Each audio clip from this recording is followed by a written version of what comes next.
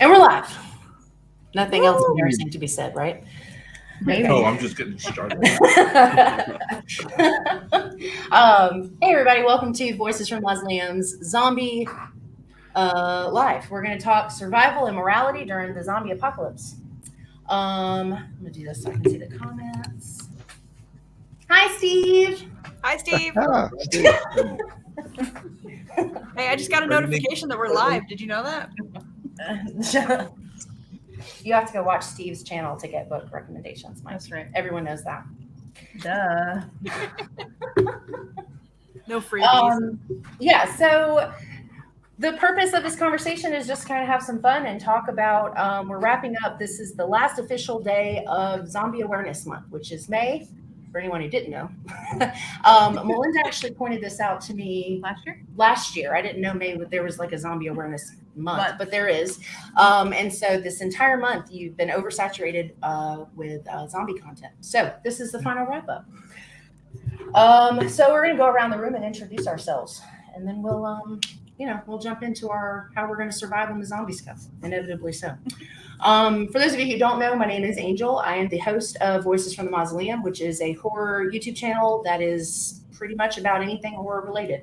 Art, effects, movies, books, you name it. Most of the time I've got a video on it. So horror let's plays, for those of you who like those. You want to go next, Mike? Sure. I'm Mike, also known as Hoko.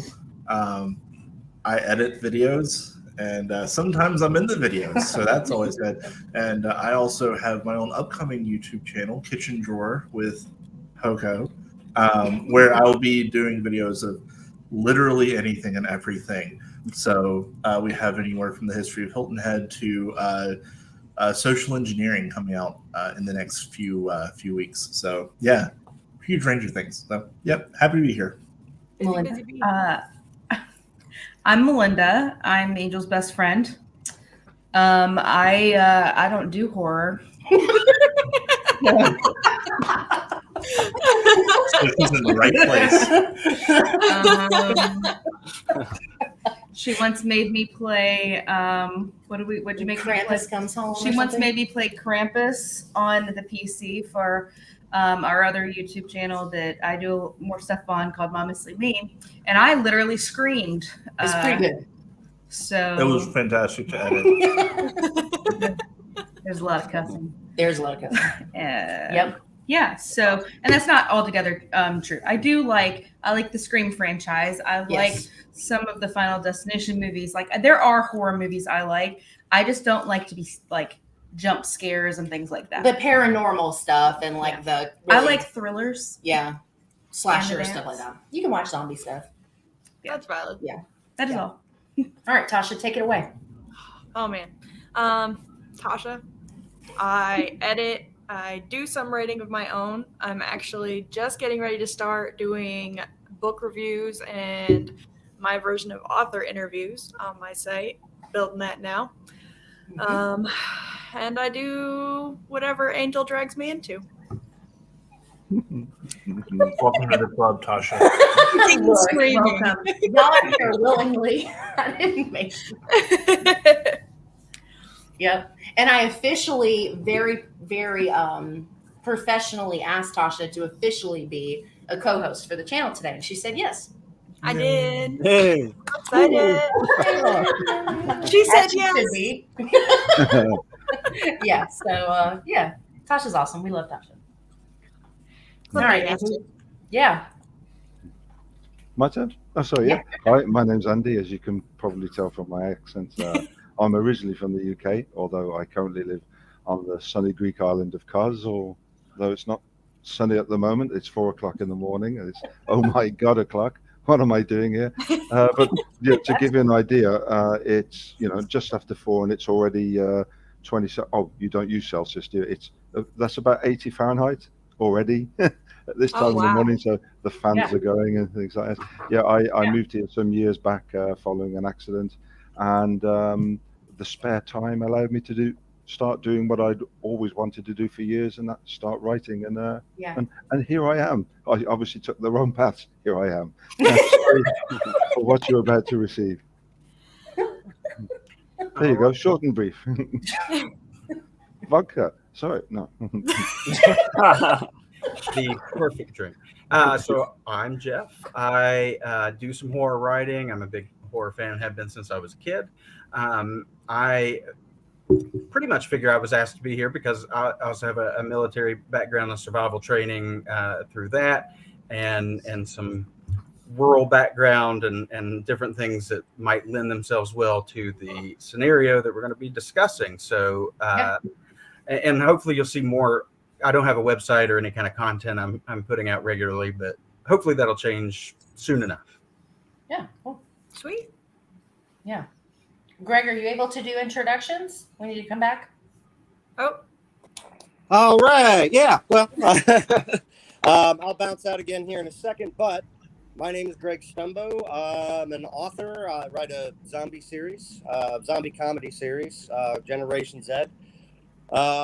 I also served in the 3rd Ranger Battalion and ran a survival company, so keeping myself and other people alive is kind of second nature. But it's handy. I also don't really care about people, so, most of them can turn into zombies. I don't care. You can't have a zombie apocalypse if you don't have zombies. So, so that's why I'm here. Yes. Yes. Valid. Take us away, Ricky. You're on mute. You gotta unmute yourself. It's like a Zoom call. Sorry you go. about that. I'm No, not used you're to it. yours. I'm Ricky Grimes, but you could just call me Rick. I'm cool with that. I'm a lifelong horror fan. Grew up with it. Just recently started getting into YouTube. Been on Horror Fiend TV. It's a group of me, 2 of my other best friends, almost like brothers, and we started that about a year ago now. And we just talk horror. We do reviews. We started to do other separate types of shows. Each individual, like there's 3 of us, we got our own individual shows coming out. And yeah, I love horror. I grew up in a household where my brother and my sisters all love horror. So as a little kid, I grew up with like 80s horror. So I like that kind of horror more or less. Yeah. Not really into like the newer stuff as far as like the elevated horror. Not that I don't like it. I do appreciate a good one. But that's not what I gravitate towards. I'm more like old school 80s zombies, I see Jeff got the Return of the Living Dead shirt over there. That's the kind of stuff I grew up with, and I love that stuff. But yeah, I'm also, obviously, as you can see, I'm a collector. I love collecting horror, of course, I collect horror items as well. But other than that, yeah, I love horror and I love talking about it. So thank you for the invite. I appreciate it being here, and let's have some fun. Let's do it. Yeah, of course. No, I'm excited everybody got to make it. I have read something from all 3 authors that I have, I believe. And then I was on Horror Fiend TV not that long ago, which is how I met Rick, and learned about his love for zombies. And that was kind of what led us to. Yeah, I'm super glad you're able to make it. Yeah, so that's awesome. I'm excited to be here with you guys. So I know I sent this outline, but Tasha and I are going to probably keep notes of just to stay on track, because if you follow along, we're not very good at that. Yeah, but that's okay. Asking us to keep track of things is like the blind leading the blind to the Yeah, max. Tasha, that's like Tasha's catchphrase for our channel, actually, is like, and Bone Zombie Awareness Month is ending. Poor zombies. They go back to not being important anymore. Yeah, I didn't know about Zombie Awareness Month until you brought it to my attention. Did I? Yeah. I was like, what have I been all this time? Yeah, It is a thing. it is. And it was funny because you guys, when I did the episode with you on Horror Fiend TV, it was the first zombie movie you guys had done. I was like, that's appropriate. It's May. So yeah. Perfect timing, yeah. Yep. You want to go over the... Oh yeah. So Mike made a zombie drink for us. Yes. So Show that I'm first. sort of the group mixologist. So Angel got this wonderful bottle. I don't know if you can see how close you can see. Anyway, it's called Cocalero. And it's a Resident Evil, Resident Evil. Infinite Darkness, which is the Netflix series, I believe. Correct. Yeah. So Cocalero and Resident Evil got together to create this wonderful limited edition bottle. Yeah. So I decided to make a wonderful limited edition. I've already have a couple. Limited edition. I had to taste test it earlier. Exactly. Yeah, we did some experimentation. Drink, a drink, which I call the Green Herb. It's 1.5 ounces of Cocalero, 1 ounce of gin. We used aviation gin. Half an ounce of simple syrup. Half an ounce of freshly squeezed lime juice, except we used non. Our freshly squeezed lime juice comes in a bottle. Yeah, because we're So lazy. you know. Put that in, shake it up, Yeah. put it in a glass, and top it with Sprite. So it's fizzy, it's kind of sweet, it's a little bitter, very herbaceous, very, very good. Sounds delicious. Too bad we Quite can refreshing. try it through the screen, but I know. I know, No, right? it's Hold on, Right hold now. on. I got you. yeah, something on the Good. computer. Just Good. Been oh, here in the Sierra fantastic. Mist. How was it? Oh, wonderful. Does anybody need a second? I'm good. A dash more gin maybe or something. A dash more gin. So Mike and I tried the Cocalera by itself for the first live we ever did to kind of feel out the live situation, and we both thought that it already tasted like gin. So the pairing with gin is actually pretty good. Yeah, it tastes like a sweet gin. That's good. I thought about not putting the simple in, but the simple actually helps it balance a little bit better. Otherwise, it would have been too bitter. So you guys ready to talk survival here? Because I feel like with the certain folks that have survival, they might make us look real bad. Hold That's that okay. thought. It Um, looks like Greg's trying to switch over to the Yeah. computer. Oh, there he is. I see him. Hold on. Movies usually kill the folks like us right at the beginning. So Valid. Hi. Oh, you're muted. Microphone. There it is. There we go. There we go. Cool. There we go. We're at a All party right, right now. everybody cheers. That has a drink in there. Yes. Talking to Andy. Cheers, everybody. Cheers. Yes. This feels so lame. Here's my Sierra. You are lame. oh, yeah, yeah. That's okay. I'm not Yeah, doing lied. this right. She said she would have lied. First Okay. rule of zombie is survival. Gotta have the booze. That's right. Because how else do you? Yeah, that's true. And really, Tasha, I thought you were an editor. I figured that was just full of vodka to start with. The bottle says Sierra Mist, so she can take it to work. That's Right. Well, don't tempt me. Yeah, cool. So, zombie preparedness plan. I read through this the first time Tasha set it up, and I was like, prepare. Why is that word hard? That's all right. We did hooked on phonics as children. Where's So, all right. So first, we're going to talk about kind of like our technical plan of like the important stuff, which is going to be weapons, places to live, supplies, numbers, and roles that we think we would fill in the apocalypse, which is a fun question to ask yourself when you have no idea. And I guess Tasha and I are still answering these, so we'll just go in order like this down the stream. Yeah, so I put for my weapons, I've always said this and I always get weird reactions, but I think melee is the best way to go when you're fighting zombies because you don't have to worry about ammunition. And I know that range is more beneficial, but I don't have a skill set for that. So I do have a lot of rage though. So I feel like close up, I'd probably be kind of okay. So my first one, Melinda helped me change this from wooden to metal. I went with metal bat, and this is again based on a skill set and what I think would already be around when Oh, I things thought kind of that got said crazy. skull set. No, That's what you do with the bat. is the skull set. skill set. Probably would help if I could read.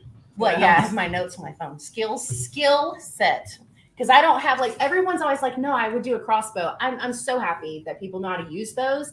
I would hurt myself if I tried to use a crossbow. So I went with basics. We're going with a bat. That's Tasha, valid. what's your weapon?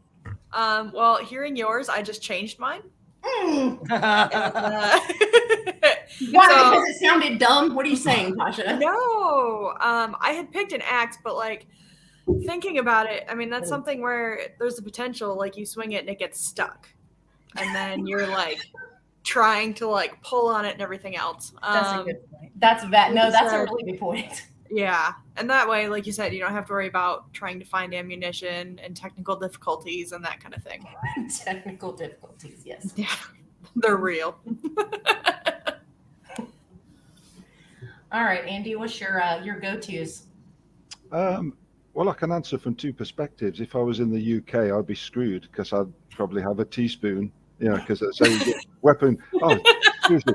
I mean, we were having a little chat before we started, and even with knives now, you need 20 generations of family and permission from the Queen to arm yourself. It's ridiculous. Now, I was fortunate being former military, then I was a cop, so I've always been around weapons, but Right. normally in Britain, if you're at home, you're attacked. I use my spare glasses. It's ridiculous. Here in Greece, it's a little bit different. I'm quite fortunate just around the house. It's not that I'm prepared for the zombie apocalypse or anything, but I do have a nice pump action shotgun. It's very, very, very nice. And some weapons, because I teach martial arts. And I teach cool. some of the military here, some of the cups and son. My speciality is knives. Good long knife is is good to have. Stabby, stab, stab, stab. Actually, I don't wear masks when I get a bit stabby, but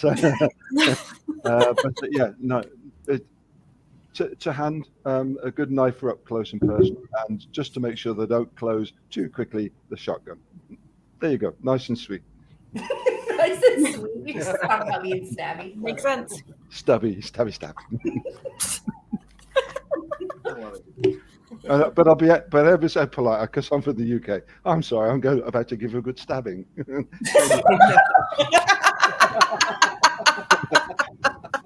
I'm about to stab you in the nicest way possible. Left or right? If I'm gonna go, hey, that's the best way. Be polite. Yeah.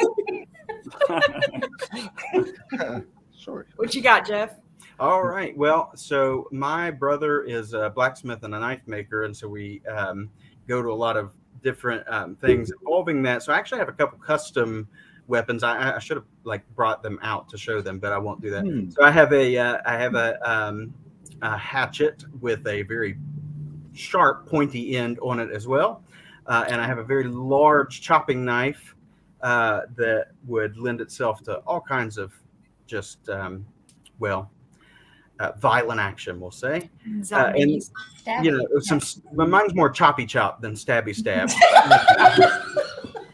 So the hatchet, the large knife, and then you have to go with the backup shotgun just in case things really, really go badly. Makes sense. I it's funny, you're going both, to have melee and range. I always worry about the noise and having to keep up with ammunition, but I guess if you're smarter and you can use it more sparingly, it can end up being pretty smart.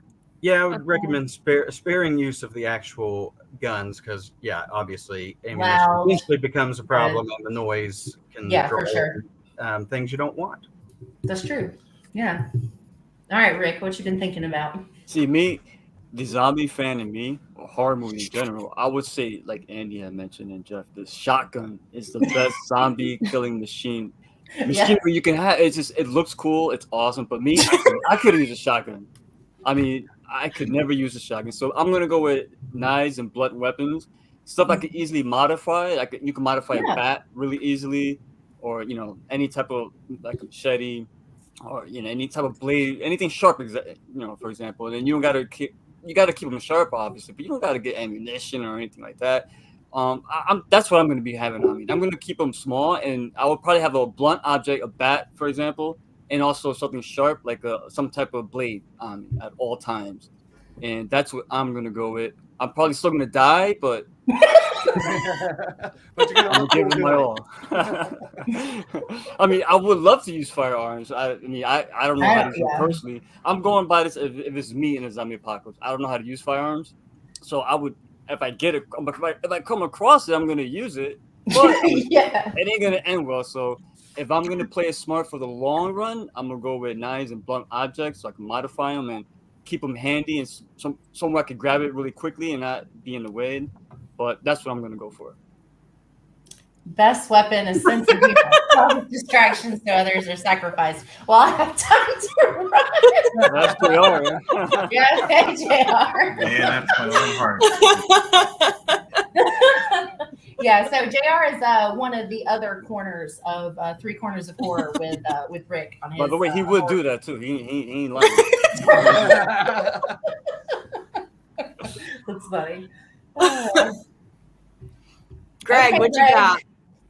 All right. Well, I'm not saying that I'm like actively ready for the zombie apocalypse. But Oh God. I got a footman's mace. There you oh, go. snap. One object. Two-handed. It'll punch through 16 gauge steel like it's not there. So it'll go through a skull. Yeah, that's it. But we're That's a supposed to be headshot. helping other people here, get themselves ready, and not everybody's going to be able to get one of those. So I'd recommend getting yourself a wrecking bar. Oh yeah. You That's really a good call. got to kind of sling it, and it's flared out at the end, so it's less likely to slip out your hand. I would wear a glove. You don't want to get blistered. You don't want calluses and all that. No. You're gonna cut yourself. Yeah. That's And an you still inconvenience in the can't zombie go apocalypse. wrong with a good old-fashioned crowbar, Crowbar. Yeah. as long as you hold it correctly. Oh, Once it gets valid. bloody and slimy, these things can be a real bear to keep control over. And if you want to know how that works out, just dive into my books a little bit. Yeah. With a crowbar, and there's a reason why the main character does not like crowbars at all. Now, barring that, I would really feel very comfortable if I had a 40 caliber semi-automatic pistol strapped to me and Bless you. a 12 gauge shotgun with double aught buck, because using the buckshot rounds, it's point and click technology at that point. You just kind of got to get close, and it's going to do the rest of the work for you. Bangy bang. Not Yeah, stabby yeah. stab. Just a nice good old boomstick, and then you watch them start falling. That's That's Greg's TED talk on weapons. Yeah, that was a great tutorial. I like just showing us how to hold it. We're all getting more prepared. yeah. I need all that.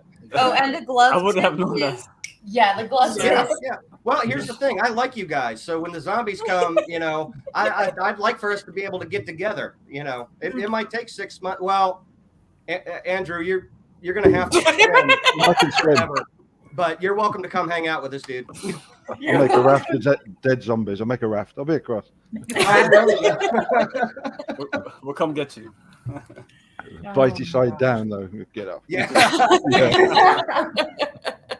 Well, I feel better that more people did like close range type things, because I just feel like for me that's more practical. Because same thing as what Rick said, like I don't have the gun knowledge, the crossbow knowledge, like I don't know how to do any of that shit. So it's much better if it's something I know I can at least pick up and swing. That's right. Yeah, brain ball bat. Yeah. Sometimes people forget that the prevention is better than cure angle of it as well. Because when I looked through some of the questions beforehand, it's a shame it's not during the day, because I'd have got some toys out to play as well. One of the things I use when I'm teaching people, have you heard of a red man suit? Mm-mm. It's basically if you're training people to deal with psychos, it's a red man suit.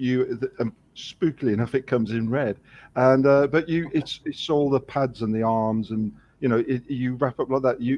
We need to remember, put some damn stuff on your arms, because when they do start to bite and things, you want stuff around you protecting you. And these red man suits are really That's a good. good point. So, Yeah. That is a Sport very good shops, point. like in England, it'd be like cricket pads and things like that. That works. And like obviously the American football stuff, just but, something to stuff buy. around you. So obviously you want to be able to move, but stuff so that if they do want to take a bite out of you, no sir, thank you.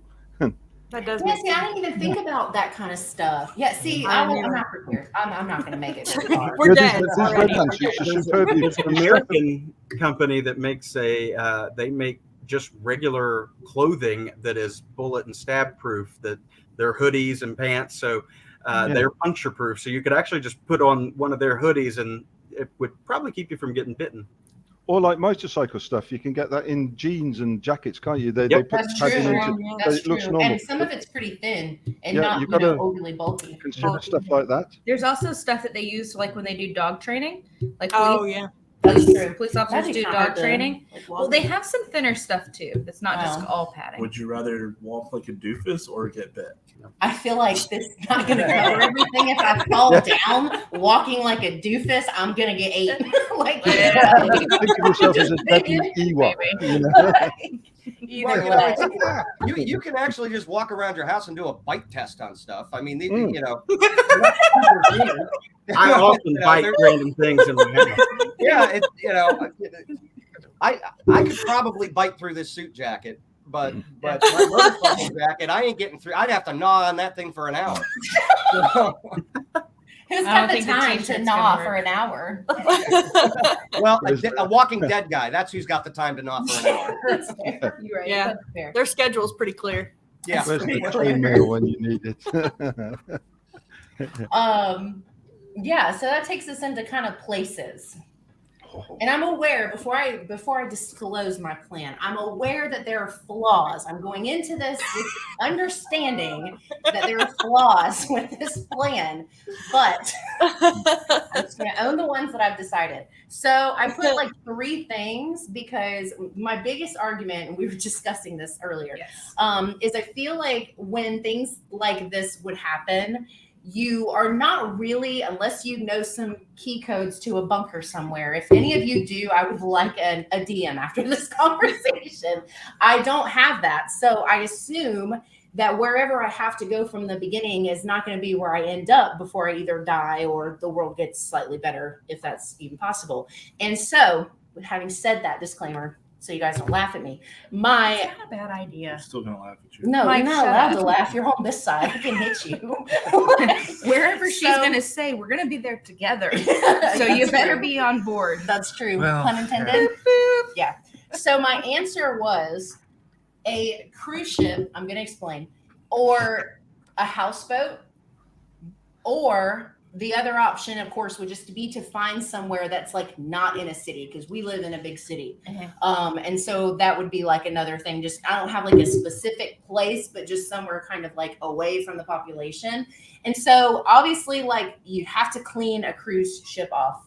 Obviously, like you'd have to go on if it was one that was like Yeah. to get rid of anybody that could potentially like eat your face off. And with Melinda brought this up, she was like, "But what about fuel?" And I was like, "Well, you don't need enough to travel. You just need enough to get far enough away." Yes. And then a houseboat would be even better. So my parents had a houseboat and it had like an under thing. So if you had like a storm, you'd be protected, or like worrying about like living on this coast and having, I'm trying to think of like environmental stuff of like, we have hurricanes and we have like, so that was when I came up with my somewhere rule because I was like, well, you don't want to be on the water And if there's a hurricane. allegedly zombies don't swim. In so- most cases, no.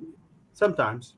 Sometimes, not often. Sometimes they walk on water. I mean, underwater. Underwater. Yeah. Yeah. And they float depending But that was on a how terrible old they are. movie, so that's true. Come on, you saw that zombie. Or in that movie we watched, Rick, what was it? Virus Virus 32. 32. They just float until they come back alive. So I Or- guess there's. Well, that takes care of the raft, though. So you know. Oh, that's true for There Andy. you go. Well, what You know, about Lucio Fulci zombie. Yeah. I'm sorry, Eating man, go ahead. sharks. No, that you're we were on the same wavelength. Yeah, What there did you you guys say? go. I missed it. Go for it. Lucio Joe, go. Fulci, the Yeah. zombie movie where it actually fights the zombie fights a shark. Yeah. Oh, yes. They throw hands. Well, That sounds all right, then I'm gonna amazing. stick. My biggest one is rural. That's all I got as far as places. Well, you know, So, if you got into like a naval yard or something and were able to take like a navy ship, you wouldn't have to worry about the fuel because they're all nuclear. So you just Oh, need sure. to know how to operate a nuclear reactor. And not just so die. Google before Nuclear it stops physicist. working So- and That's hope right. you can absorb it all. Yeah. All right, If you don't, Tasha, you'll be absorbing a lot more. where are than you just- going to try to avoid being eaten? I am near the Great Smoky Mountains, so Oh, I'm gonna work my way right up into the mountains.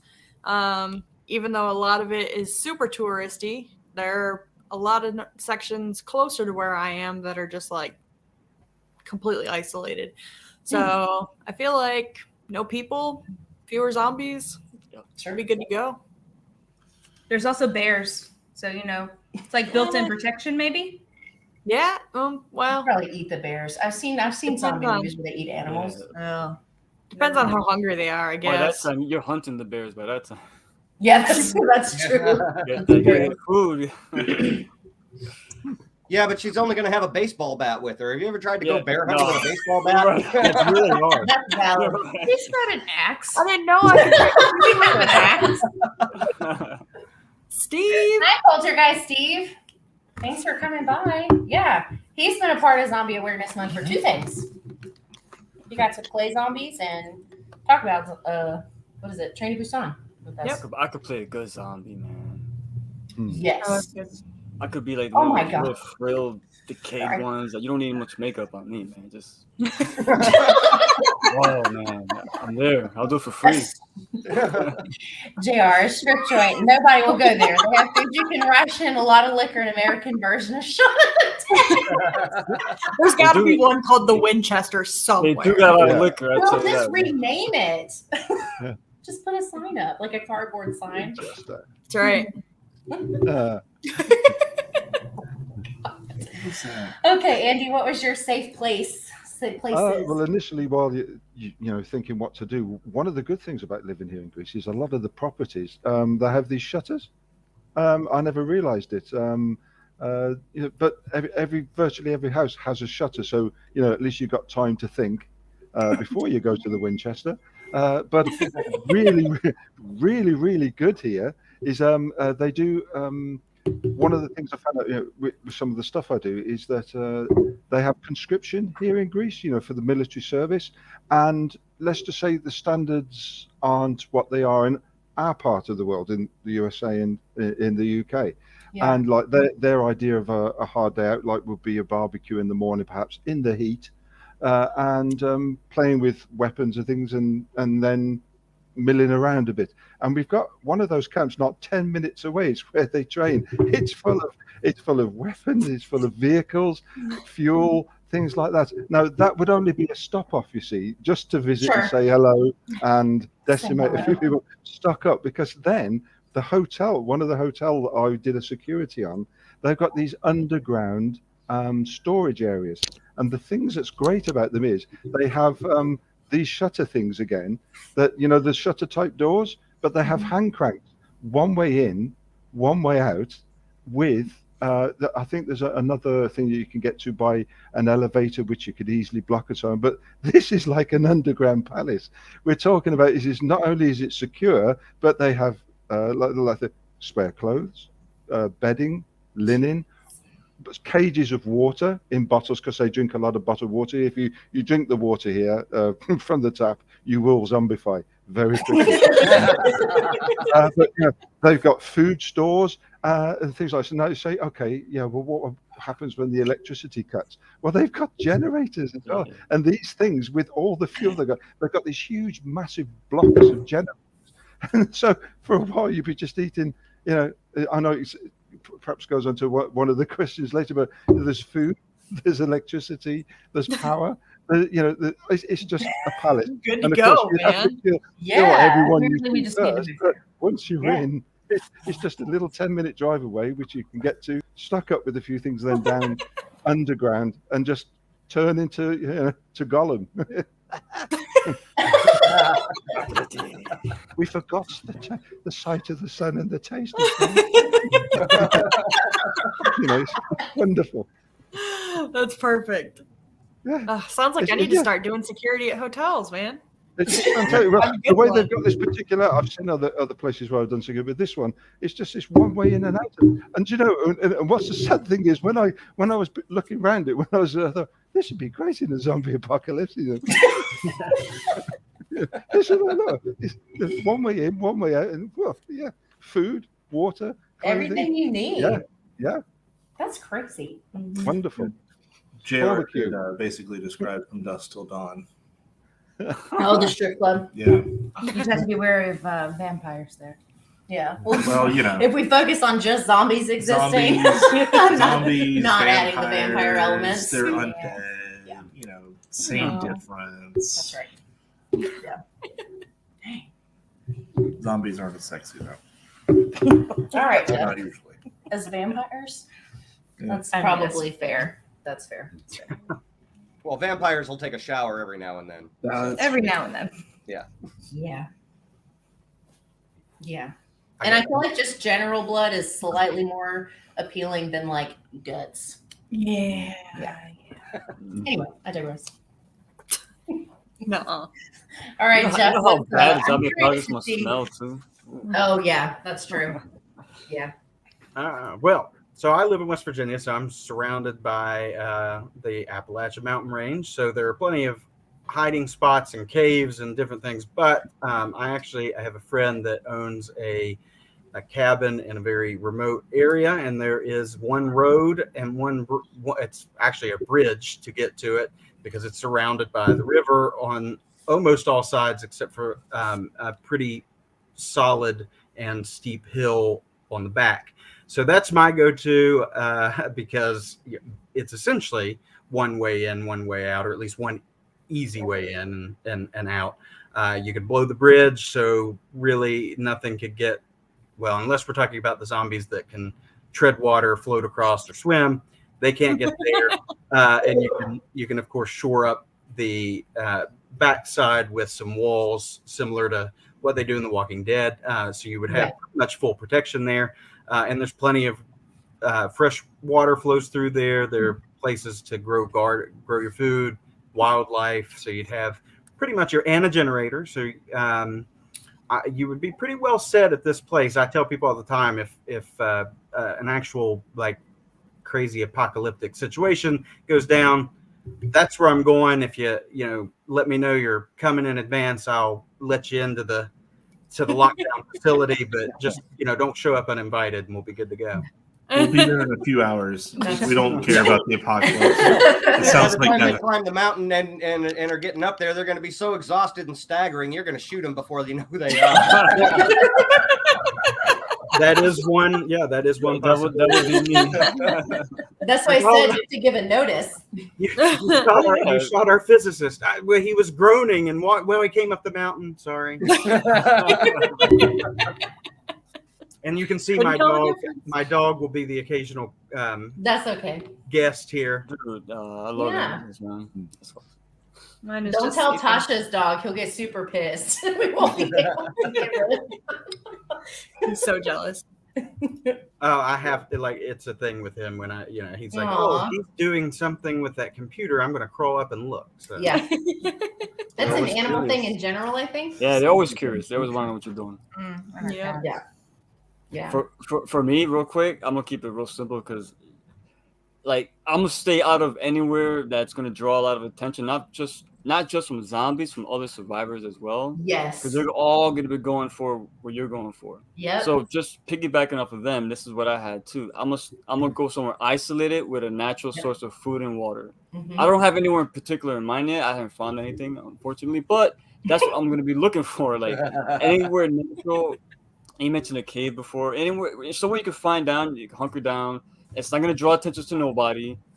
There's not a huge population, so you don't gotta worry about hordes of zombies fixating on you because there's not that many people around to begin with. But it depends where you live too, so you may not have access to these like isolated areas. But that's me personally what I'm gonna try looking for. And yeah, like water and food is so important. And he mentioned a generator. That's key. That is key. You got to find all that stuff. I'm gonna go somewhere like as much as I want to go to a mall. I ain't going to a mall. Everybody's gonna do it. Malls are bad ideas. Anything like a Costco or anything like never. When I was younger, I worked in a mall. Like, damn man, if a zombie apocalypse happened, I'm good. I'm here. But now it's like, nah, everybody's gonna be going there, and you got to be worried about the humans too because they're gonna want to be taking you out if they don't know. Yes, you're in the way. So I'm gonna keep that in mind when Yeah. I'm looking for somewhere to hunker down and call my home for the time being. As long as there's a natural food source, natural water, I got shelter, and I don't gotta constantly be looking around for like other humans trying to steal what I got. That's what I'm gonna be kind of going towards. Yeah. A mental asylum, plenty of sacrificial lambs. Point them all outside and lock it up. Plenty of food and medication. Oh my God. Yeah. He's not wrong. You need medication. Yeah. Well, I got it. I got it easy. I'm sitting snug between Camp Lejeune and Cherry Point. Cherry Point's the Marine Corps airfield that supports Camp Lejeune. Cherry Point is fully gated off. I would have to barricade the main gate. Drop a couple of trucks there just to keep wanderers from getting through. But everything else is fenced off. So once you're in, you're good. Yeah. The thing is that's a short term, because you can get in there, you can get supplies, you can catch your breath. Yeah. But like you guys were saying, other people are going to be heading that way too. Now the good news is there's more than enough to go around there. I mean, because it's not just a military installation, because the military installations, they've got your post exchanges, your commissaries, so you got plenty of food and supplies there, but then you've got all of your military supplies on top of it. It's I wouldn't be able to carry a tenth of what they've got there. Right. So but that's where I'm going to go and start, and then I will probably grab what I can and migrate myself over to the Coast Guard station on the barrier island, because it's fully fenced off, access to boats, and it's remote. So that's pretty much where I'm going. So y'all make yourselves down to Cherry Point, and if I'm not there, then look for the Coast Guard station. So, just yell real words. If you're saying real words, you'll be all right. Real words. Yeah. What up, son? If you just go, I'm gonna shoot you. But if you're like, hey, Greg, where are you? Okay, that doesn't sound like a dead guy. Yeah. Farmers from Somerset in the UK would be in trouble then. Ooh, Exactly. Oops, my mistake. Oh, those guys from Birmingham are screwed, man.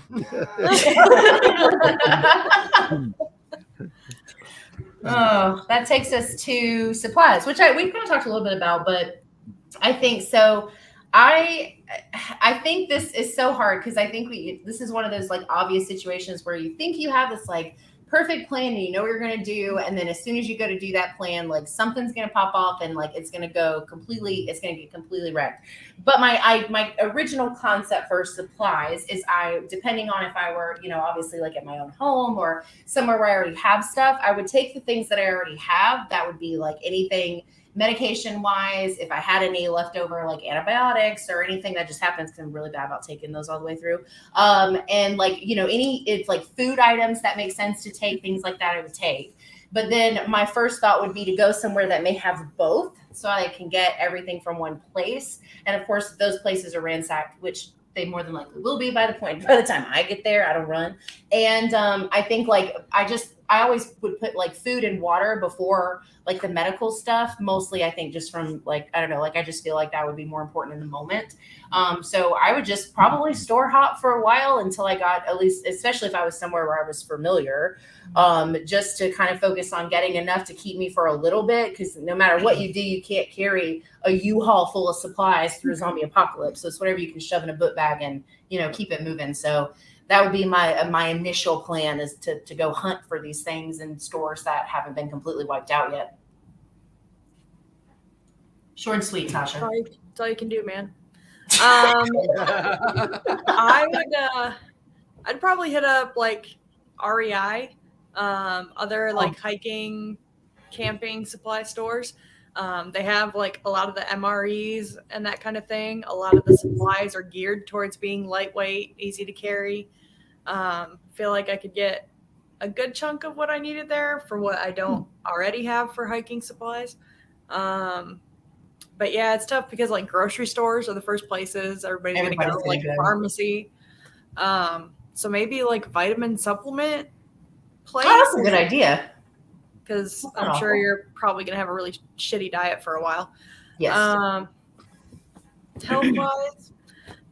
And I think they actually have like some minor medical supplies and stuff like that, like first aid kit, general kind of stuff. So. Yeah. So that'd probably be on my top of my to-do list. I don't go to those places like now. So that didn't even cross my mind.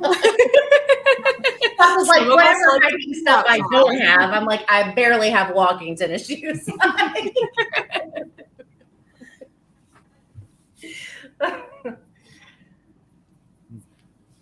All right, Andy. Well, it makes me wonder how my mind works. I've got, harkening on from my my previous occupations, I've still got a go bag, and I just this is, I still got a go bag, and these are some of the, I've made a little list so I don't waffle on, but I've got like Steri-tabs in it for sterilizing water, if you know, because even a freshwater source might have stuff in it that you kind of. I've got water first aid, batteries, battery torch or wind up torch, radio, battery radio, just in case. In listening to the R's or us, some extra knives, some extra rounds, wet weather gear, survival blankets, stuff like that. But hopefully I wouldn't need that because remember I'm down my hotel. That's so right. I'm fine. That's right. You know, but it'd be fantastic. You know, so I'll be. So the only thing I'd perhaps look at getting more of is that that Red Man stuff I was talking about. A little bit more protection, because if I can get in a place like that just down the road, which spookily enough they call it the Blue Lagoon, as we used to call it, Monster for the Blue Lagoon. But it's wonderful there, so I'm quite happy. Thanks. Yeah, I'll be thinking of you. One-stop shop. Oh, Hey, man, yeah. send me the coordinates. I might hijack a plane and come hang with you. Yeah, Got really. it made over there. I That's could awesome. take bookings, I suppose. You can tap it out in Morse code, you know. Yeah, we got that. No, not in euros, and bring food, bring medical supplies. They've got some a bit of it, but I've got better medicine. This is the sad thing. Their first aid kits are empty. I had better stuff in my car. It's ridiculous. Yeah. Again, it's just my former life. But yeah, so like in one of the top cupboards back there's just full first aid gear and things like that. And yeah, there you go. I better shut up because you never know who's listening. Morphine. Funny joke. Just while we're on that, I'm actually not allergic. What is it? Resistant. I'm morphine resistant. We found out when I was injured. They took me in and they found out why pain meds weren't working, and they had me in hospital for a week, trying out all different morphine, fentanyl, different things, and all it gives me is a bath mat tongue and itchy skin. It just immune to it. Yeah. Uh-oh. Try it out, guys. Bring it. I'd be interested to try all the derivatives. Yeah, but there you go, stuff like that. I'm telling you, man, whiskey will fix it. Whiskey. Vodka. It's an anesthetic. It's an anesthetic. It's a painkiller. Multi-purpose. Right. It's delicious and nutritious. Sean Connery. Yes, good, funny, pretty. Yeah, so there you go. I'd be down my hotel. The Hotel Palace. Yes. Yeah. Okay, well, so I also have a go bag because of my former background. So it's loaded with first aid supplies and things that don't expire. So I would definitely, medicine-wise, have to pick up antibiotics and things like that that do expire. Right. Well, or not really expire, but get weaker as time goes by. But my Mhm. go bag has pretty much the essentials. I have the water purifying tablets and things that I would need immediately. And so I would grab my go bag. I would go raid the Kroger that's about half a mile down for all the medical stuff I need that expires. And then I would head to my little cabin sanctuary and trying to get other stuff grown, including the most important thing aside from the whiskey, and that's the cannabis plants that would be growing all over the property, because you're going to have to unwind at some point. And I like the way you think, man. It's anxiety. It's a prescription. that is an essential medicine. Pop an antibiotic, smoke a joint, and you're good to go. You ain't lying. Can't do anything. You ain't lying. Yeah, well, me personally, you guys, I came at this from a position of if I'm on my own, I'm not with a group, I don't got a place yet. What am I going to be able to carry? So, you know, small blunt objects, knives, rations. Keep it simple. Medications, whatever I could come across. Definitely got to find some medication. But the one thing I really want to keep on my own, as far as in my backpack, would be like a tarp, because if it's raining or it's bad weather, I could go into the tarp, or if I want to hide from other people or zombies, I can go in the tarp. If I want to sleep, I got a tarp. It's something you can easily fit in your bag, go in and out, stuff like that. Because not, you know, everything else you guys already nailed upon. Unfortunately, I don't have a go bag. That the water purifying tablets, I didn't even know that was a thing. I didn't know that was a thing either. That's amazing. If you have that, you are so good to go. You're gonna go farther than me, that's for sure. Because I'm probably gonna drink some water, and I'm gonna be like, I don't even want to say it. You already know. But yeah, You gotta get stoned to walk among the zombies. Just to do it when you got the munchies. I mean, you make the same sound effects. That's a possible scenario just by accident where you get too stoned and you look around, you're like,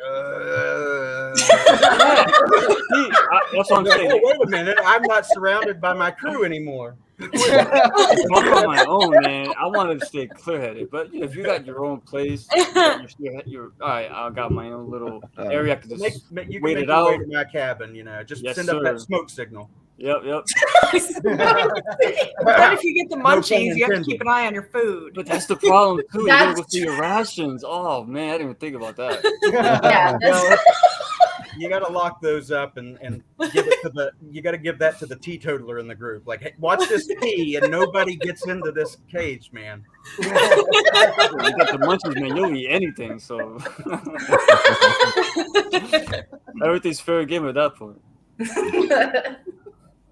Now, for me, I'm a huge proponent of the bug out bag. You know, and I used to give classes on different bag levels. You know, I had you know, there's the 30-second bag, and that's the one that lives like at the side of the door. And, you know, that could have like, you know, a jar of peanut butter, you know, a hatchet, you know, or, you know, better yet, if you can get a Halligan bar, one of those small multi-tools that's got a hammer and an axe and crowbar all combined into one. They sell them at the hardware stores. I'm not plugging the hardware stores because they didn't pay me, so I'm not mentioning their names. But you throw that in there, and you know, make sure you got enough water to get through a day, and you can go in 30 seconds. Yeah. I also throw several lighters in there because while I can start a fire in the rain with wet sticks, it sucks. So you know, having a couple of disposable lighters handy, you know, you're good to go. Get a cheap pick. So that's the 30-second bag. You know, then you get a 5-minute bag. That's your rucksack size that you can like stow in the garage or, you know, bury it in a closet. And with that, you want to load up some, you know, enough food to get you through for about 3 days, enough bottled water to get you through for, you know, try a week. You know, that's where you'll keep, you know, tarp, blanket, things of that nature. And you just load it up. I'm not going to go through the whole list on the bug out bag because it actually takes a while. But, you know, that's when you got a couple of minutes before you got to go. And then you got your 1 hour bag, and that's something you'll keep in the garage to throw into the trunk of the car. And that's got, you know, things like, you know, a tent and, you know, other big stuff and, you know, change of boots and all that. But I know that I'm going to not be able to immediately go, oh, crap, there's zombies, and go and grab supplies from Cherry Point and go to the Coast Guard station. I'm going to have to go and hunt down the people that are close to me and be fighting. So I got to, you know, I first have to be mobile and ready for the weird crap that's going to be happening. So water. Yeah. You're not going to be able to carry enough water. So you got to start planning on where you're getting water on day one, and how you're gonna deal with it. So, and most of the water in America is going to be contaminated with agricultural runoff. So they make magic straws. I was gonna say they do have the straws. Yeah. You can get. Yeah, get yourself a bunch of those. Throw them in a bag. You're ready to go. So it's gonna suck. It's gonna taste nasty, but it's a Literally start. You get what you need, though. Yeah. Yeah. I'd hope that this straw is gonna suck. See, and I thought it was gonna be Tasha making those jokes. I'm here all night. Look at that face. She knows what I'm talking about. Man, I feel like I'm about to make a list. I'm definitely dying early on just based on. Well, I'm I like, mean, these are okay answers. I'm like, these answers suck. Like, I'm terrible. I'm just gonna stick to the zombie games. there's a reason why you invited people like Andy and Jeff and myself on. This isn't for everybody else. This is so that you can actually just start making a list. You're going to be going Just back get after my this thoughts going, oh together. crap! All right. Surprise! This is a class. Yeah. Active note taking. Yeah. You're welcome for everybody who sees That's this. right. Every glass. Oh, sorry, I made Mike go make me another zombie drink. So our next one was a question about safety and numbers. So for me, this one's pretty easy for me. I kind of, piggybacking off of something Rick has already mentioned. People are just as dangerous in a zombie apocalypse as the zombies are. So I think for me personally, I'm not going to be super trusting of new people. I'm not going to want people around that I don't know. I'm going to be totally honest. Not going to really trust any military forces either. I've seen 28 Days Later.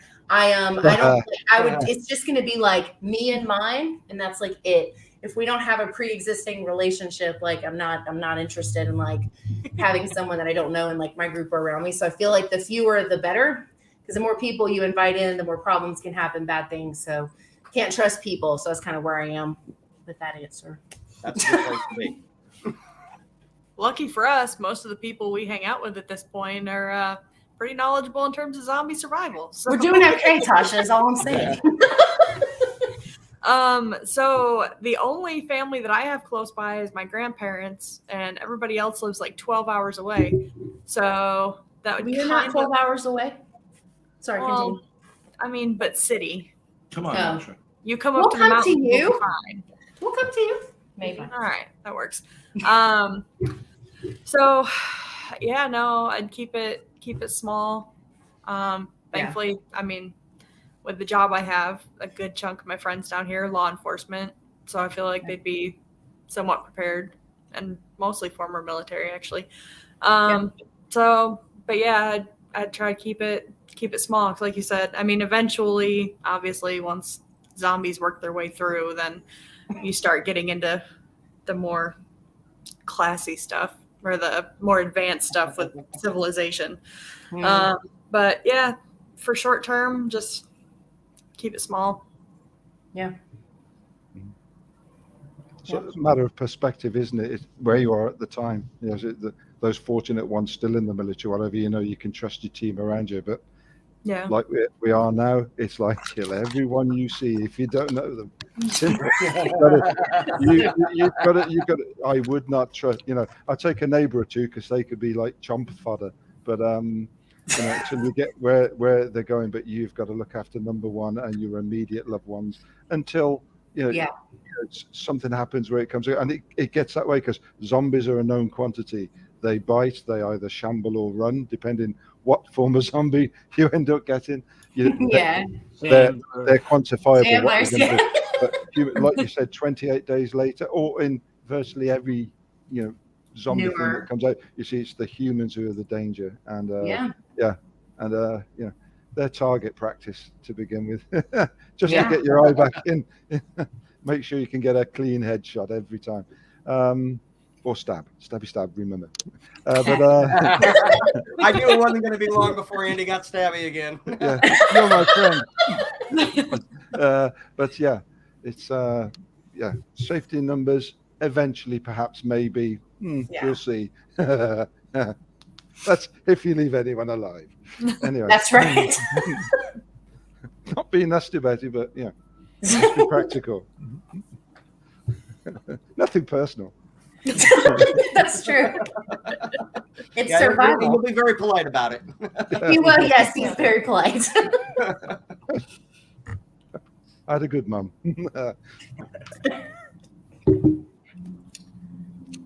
Okay, I guess it's me then. So my immediate family lives close by, so they would be my first priority.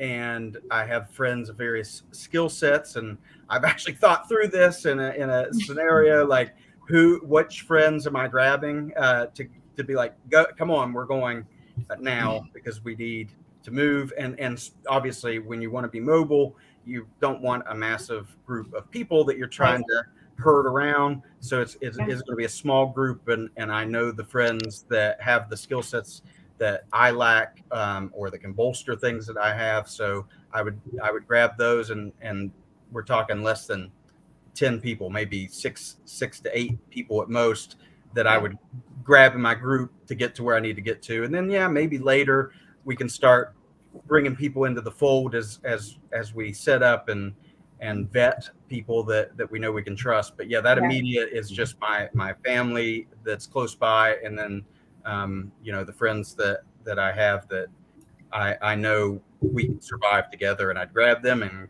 get out of there. Yeah. I feel like that's a great replacement for a Christmas gift. Like in the card, right? I choose you in the zombie. Yes. Goes to hell. I have decided you will join me. You have to leave the coordinates in the card. That's the first step. Here's the coordinates. Save this card. Meet me here. You'll understand. So are we getting those cards around Christmas time? That might be my Christmas card list. Like, here you've been chosen. Now, you've got a whole lot of big coming out of COVID that there ain't going to be no zombies between now and Christmas. I mean, Christmas may be too late. We'll be in West Virginia in September, Jeff. That's right. You'll be at Mothman. Mothman. Yeah. We'll plot it out then. And then the people I don't like, they'll get the card that says you have nothing of value and I will let you die or use you as fodder so I can get away. That's right. Here's a $20 gift card. Yeah. By the way, which one's your weak ankle? Into the zombie horde so I can run. That's right. Yeah, it's true. Like a bigger group seems safe, but I think a smaller group to start is more ideal. Not just that too. It's easier on like food and water and medication and supplies in general when you got a smaller cast of friends and family to worry about. Then when you're set and you got a nice system going, then you could bring in other people who you could vet, like he mentioned, or that's what I have written as well. Just keep it small. Don't go crazy to start because you can't trust people. They'll throw you under the bus really quickly. Yeah. I mean, keep it small. Oh my God. My preference will be the local homeless person because he or she knows how to survive in the car thief because they always have a ride. So based on the previous comments by that person, his group is going to be made up of homeless people, car thieves, and the mentally deranged. Yeah. Yeah. Sounds about right. That sounds about right. Perfect. Basically, he's turning the zombie apocalypse into Grand Theft Auto. Yeah.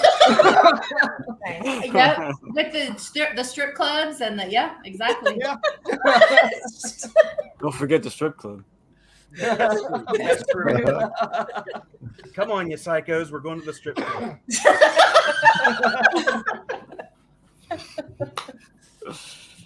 Well, for me, the group is going to be probably about a dozen people that I've invited, and they've got there's a very specific location we're going to. I'm not telling you; it'll be in your Christmas card if we make it that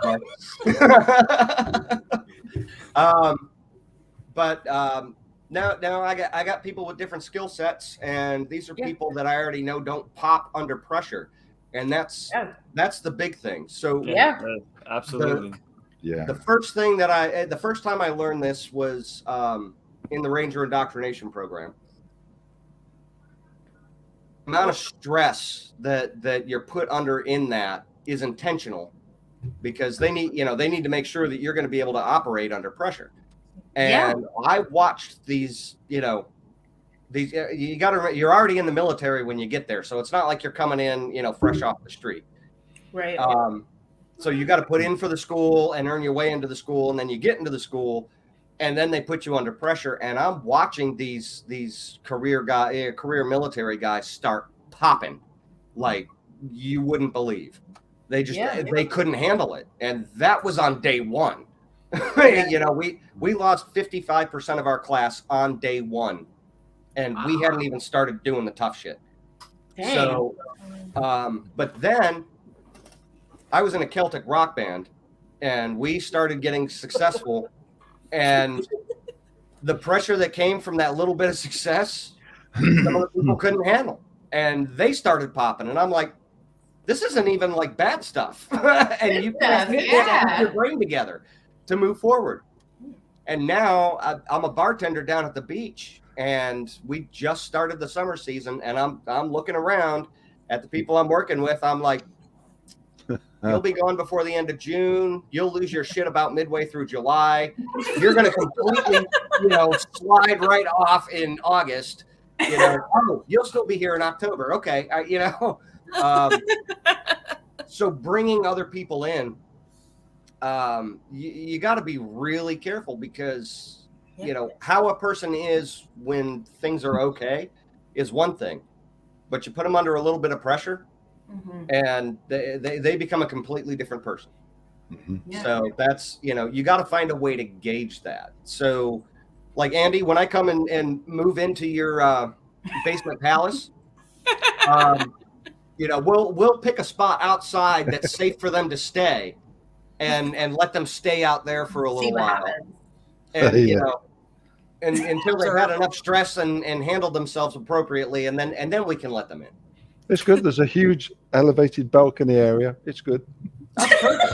It's perfect. It'll be like the movie Alone. You know, we'll leave them up there alone and see how they manage. They'll know if they don't pass. I was going to pop them off the edge. There you go. We'll be back in 2 months. Whoever's living, we'll bring you on down. Yep. Yeah, and you just brought down Leatherface and Buffalo Bill. So At least you'll have lotion. So you still That's an essential. Yeah. And I won't have to cut firewood. So Yeah.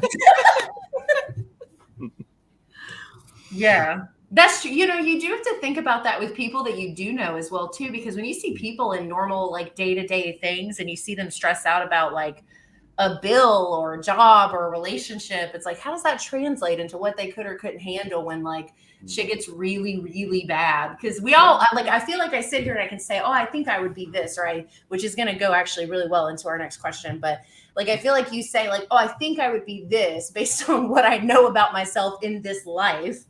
And then when things really happen, you're like, oh, maybe not. Like, it feels like it takes a really sharp turn. Just kidding. The quick friend test is when you're, you know, you're trying to get together for a meal. Have somebody pick the place, and if they freak out about picking a restaurant, you're out. You live in there, you live in the restaurant, you're done. You're off the list. I mean, look at we are 2 seconds away from having to run for our lives, and you're in front of me, so you got to pick a direction. Yeah. You don't pick a direction. Or be a lot slower. Yeah. Look, but that's what the little like the flicky thing is for. When we moved in together, we had a little plate that we wrote all the restaurants on, and I put like a little thingy in the middle, and you just flipped it. Spinner. And then made a spinner. Okay, but by the time you do that for going left, right, or straight, you're fucked. While you're spinning the plate, you know, and then we're like, well, she just got her neck bitten because she was spinning the Meanwhile, some of us are going to Applebee's. Some of us are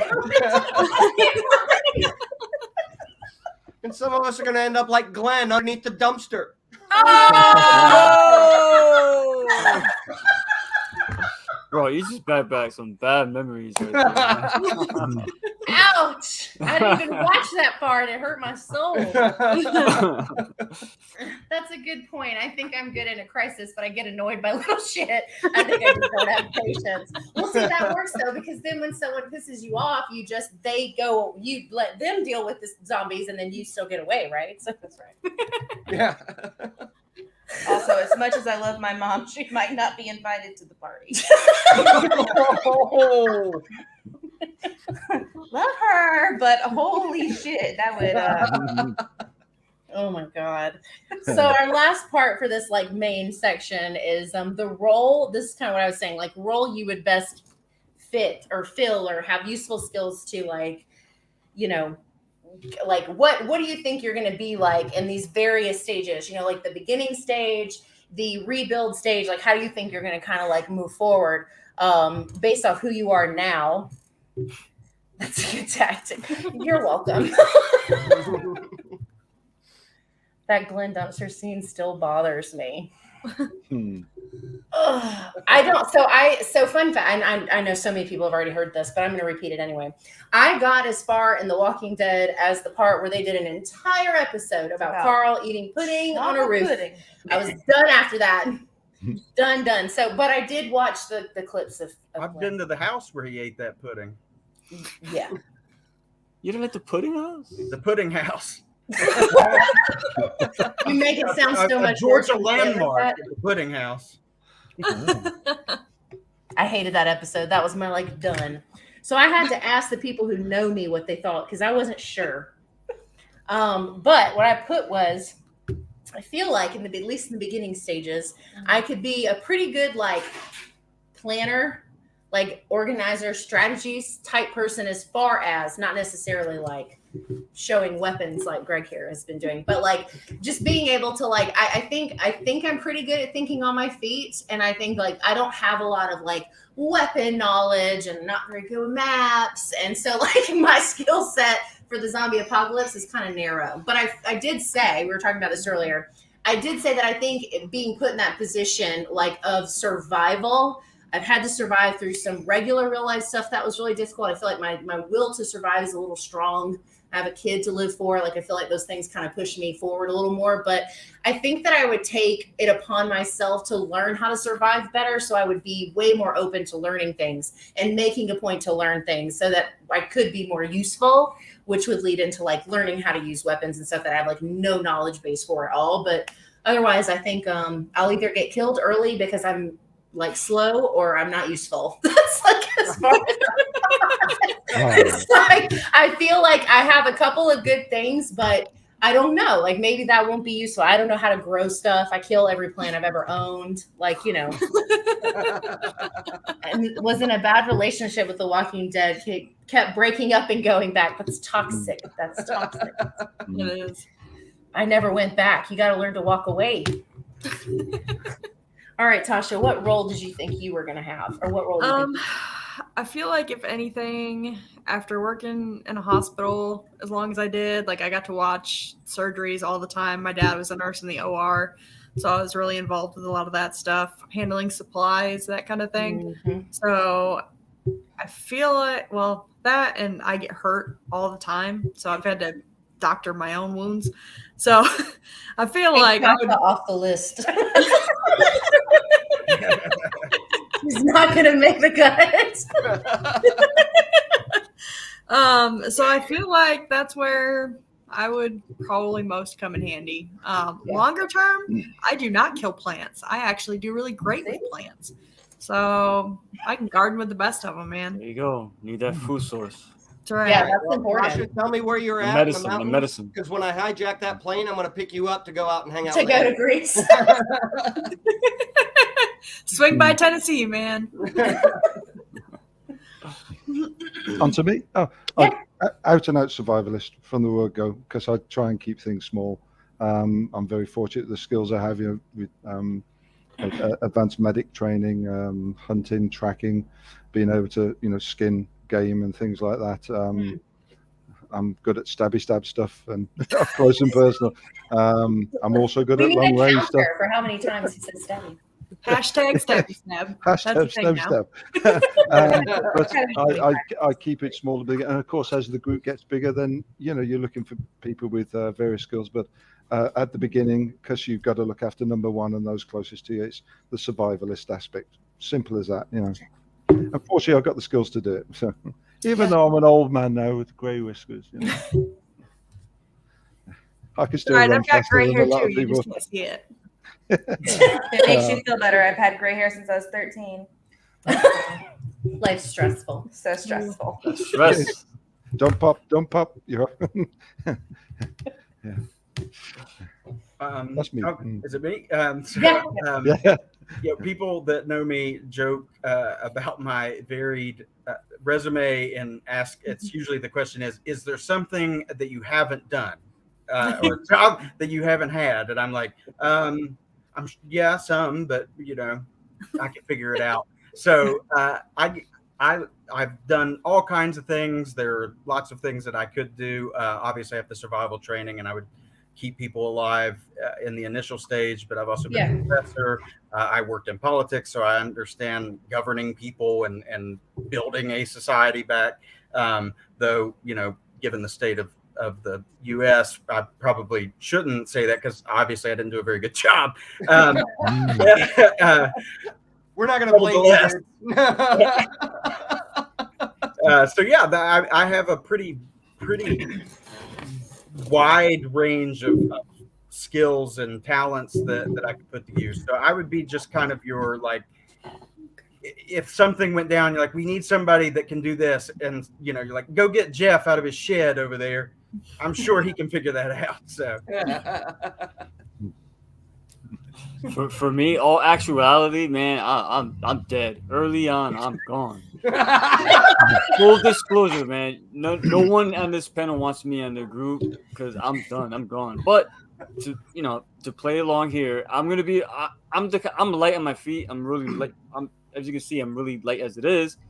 I'm gonna be getting in and out of places by myself relatively easy. So if you need, I'm gonna be a runner. If you need some supplies, medicine, I can get in and out really quickly. I'm quick on my feet. That's my best asset. That's I'm going to bring to the zombie apocalypse. That's important. I'm going to be the guy. Oh, you want me to do something stupid that's going to risk only me, not anyone else? To send me, I'm going to go do it for you. Because if I die, well, I'm going to die anyway. So let me just at least try to do something helpful, right, for the group.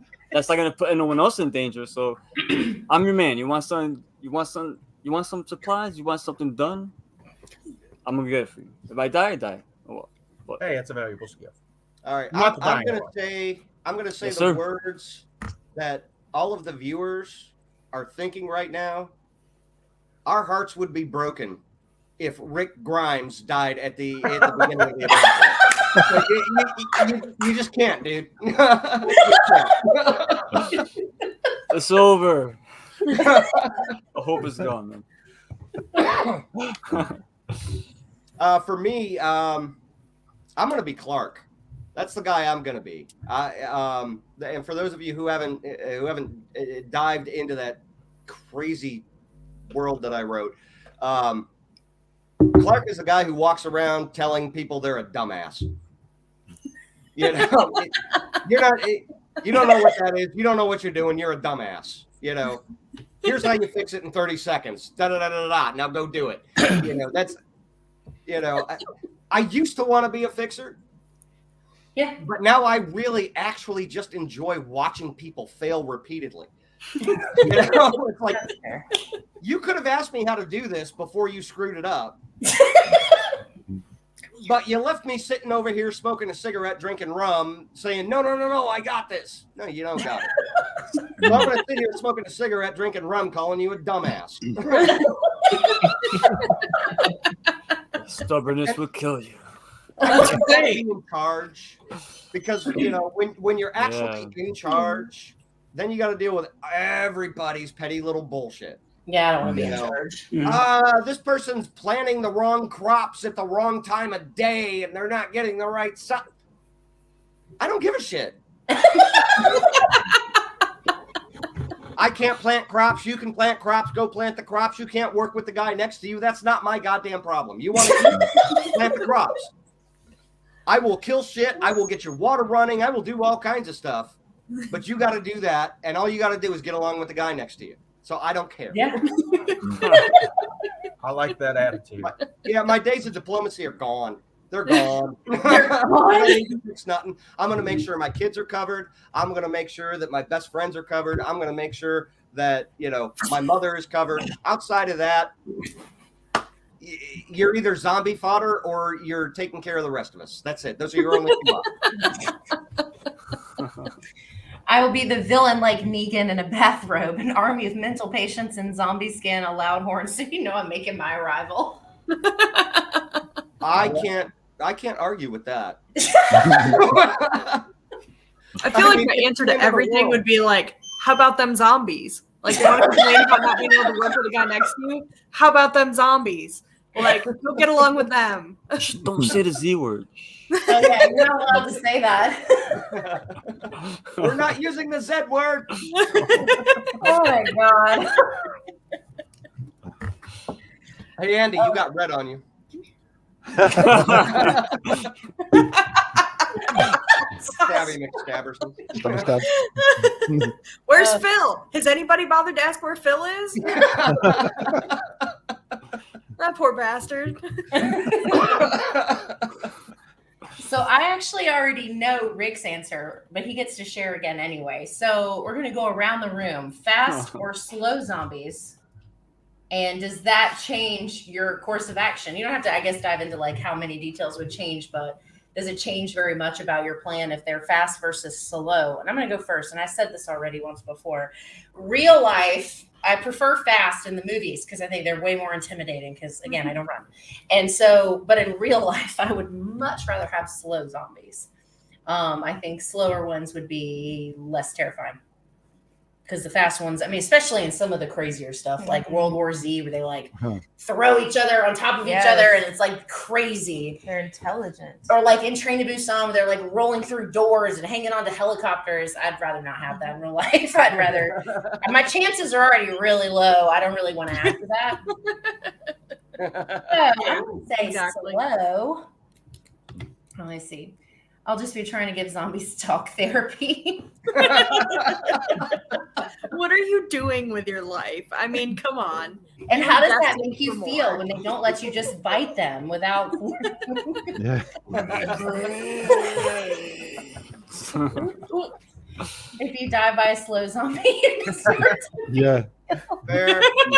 That's Very fair. fair, JR. That is Darwin at its finest. That's right. Just weed out the weak. Yeah. So Tasha, what's your preference? Slow or fast?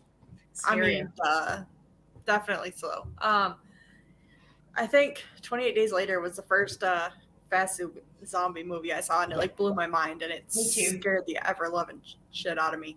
Yeah. So yeah, no. I mean, I feel like there is the only time a fast zombie is going to do itself in is if they're like not paying attention and like throw themselves all into water or something like that because they're all scrambling to get to you. And the number of times that'll happen, not enough to be worth it. Just not worth it. Yeah. Yeah. My dog's Okay. Yeah, slow definitely, because it gives you time to think, it gives people time to make mistakes.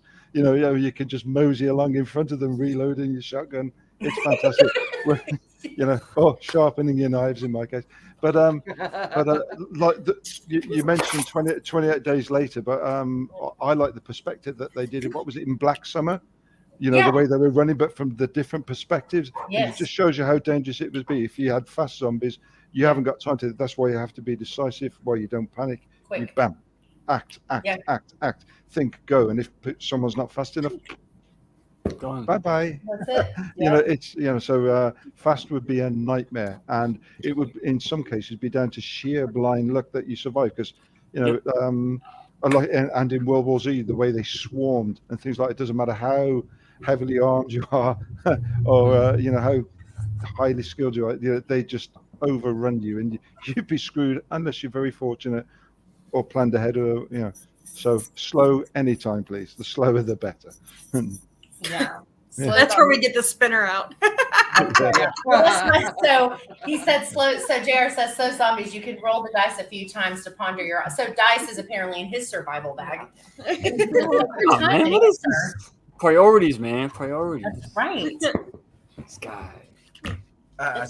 Yeah, I mean, I definitely have to say my preference would be slow zombies. My calculus probably wouldn't change too much whether they were slow or fast, because the plan's the plan. And like Andy said, you know, when you get fast zombies, it's kind of a 50-50 shot anyway. Yeah. And of course, you know, with the slow zombies, I have time to you know, roll up my my joint and sip my whiskey and relax a little while they scramble towards me, and then I can, you know, walk at a normal pace. Yeah. Hi, Journey.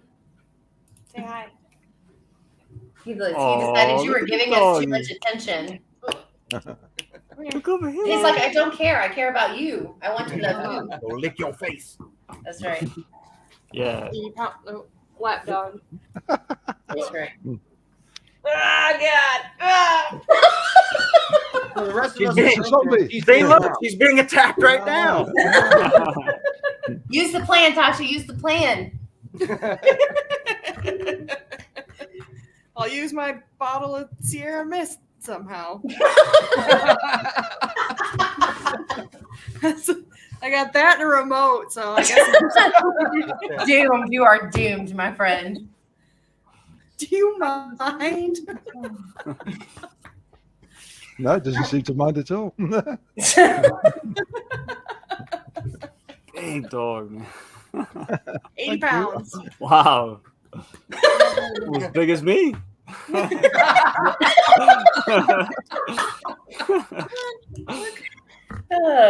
Right. Real quick, I'm not gonna beat a dead horse on this. Slow zombies all the way. In all actuality, fast zombies, no one's gonna survive that in the long run. That's just Yeah, we'll be overrun. that's more of a Hollywood aesthetic to make it scary, but yeah, there's no way you can plan for that much. It's just way over the top. But slow zombies, I know Jerick is making fun of that, but they'll get you, man. There's gonna be a time when you're gonna let your guard down, and you could get hit, you could get bit, or That's true.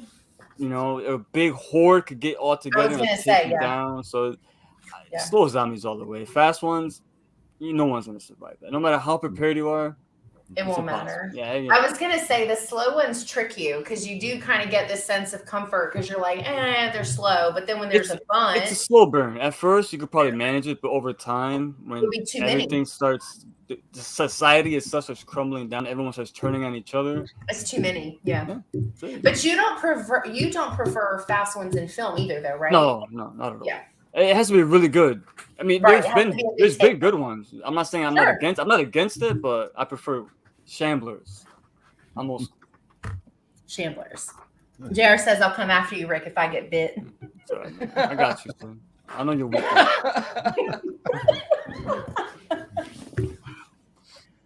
Ah, I don't know. There's something to be said for the fast zombies. I mean, yeah, you got fast zombies, you're going to clear a lot of the population out pretty quick. yes, And the thing is that, you know, so if it's more like, you know, an infection, like, you know, like rage, and 28 days later, Mhm. you know, it's all well and good because they're going to, you know, they're going to be running full of piss and vinegar for, you know, the first week.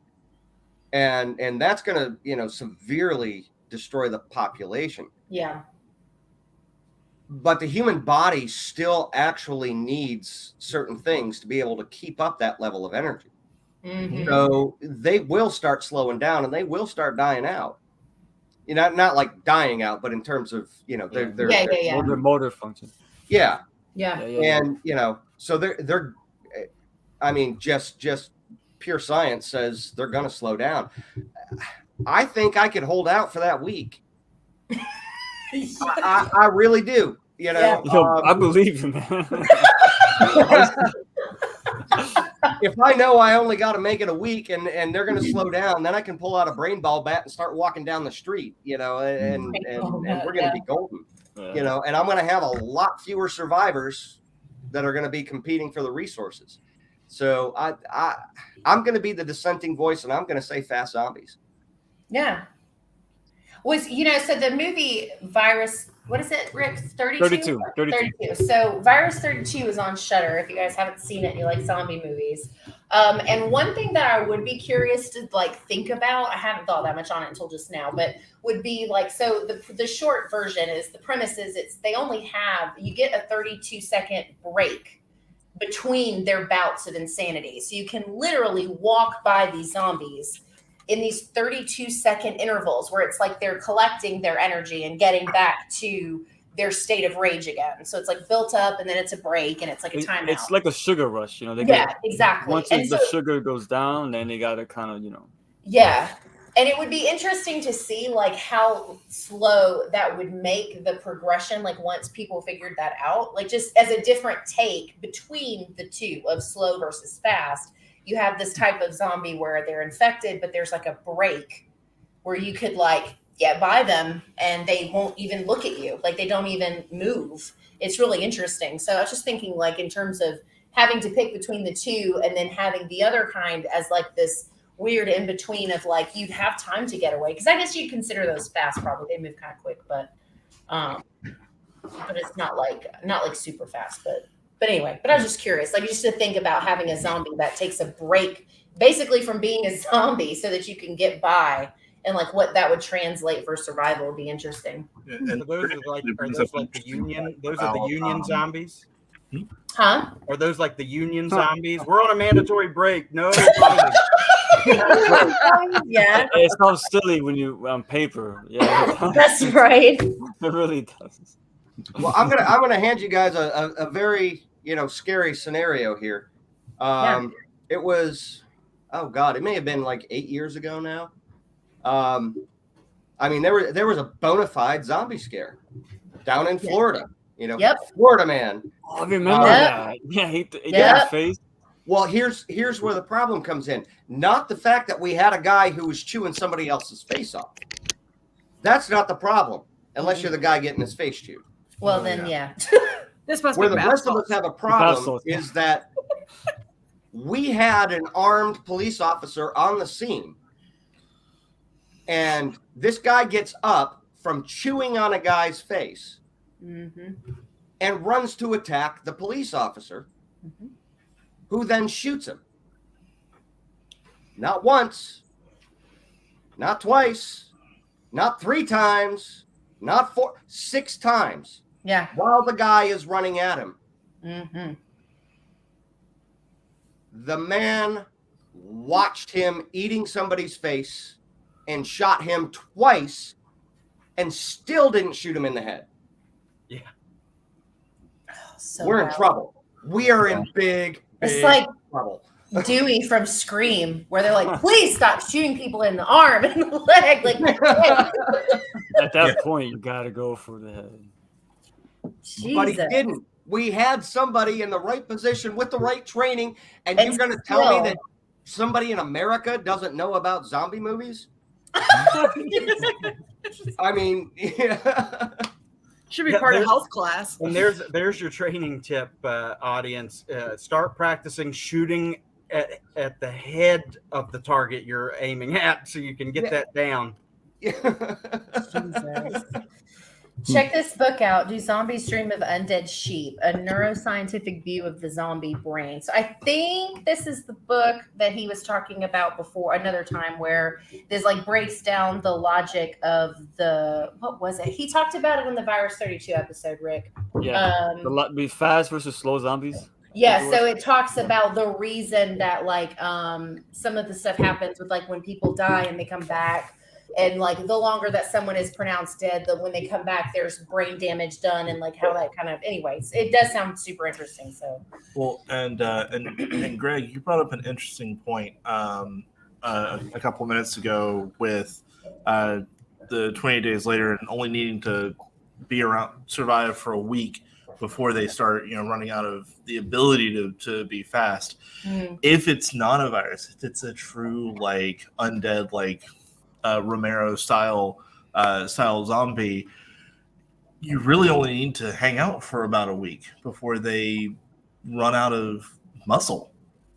Yeah. So because the weather, the animals, they'll all just kind of cause them to just break down. Yeah, and bacteria is not your friend when you're dead. No, absolutely No. not. You are now food. Okay, drug. That's what happens. You die, you become food.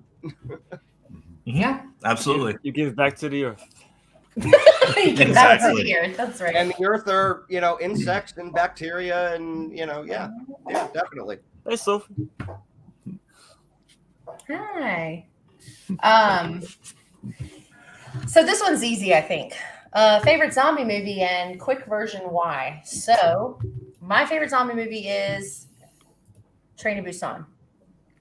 Cinematography, character arcs, and zombie effects. Those are the three strengths of that movie. Tasha, don't even say anything. Just skip and answer your favorite movie. Don't say anything about my favorite movie. Just talk about yours. Okay. Shaun of the Dead because it's the best zombie movie Oh, ever. Jesus Christ. Yeah, boy. I'll give thumbs up for Shaun of the Dead. You got red on you.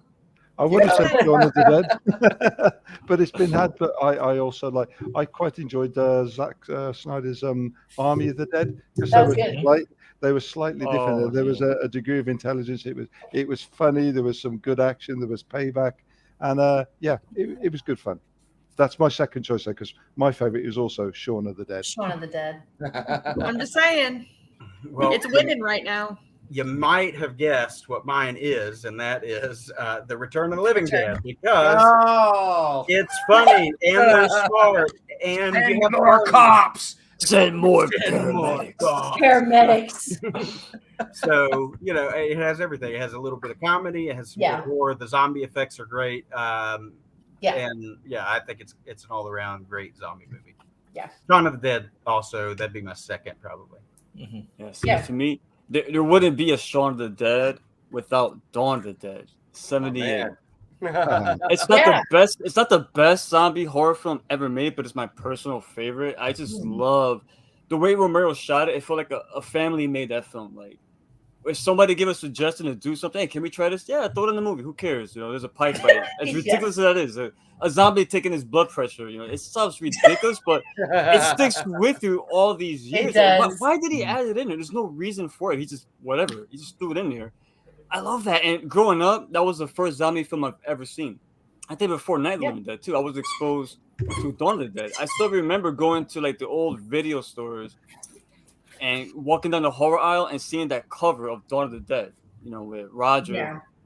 getting up from a human and slowly progressing into a zombie with the skin's all peeled, pushed back, and the wrinkles. As a kid, it just scared the hell out of me. So that film from the very beginning and even until now, it's timeless. It's like a time capsule. It captures that era perfectly.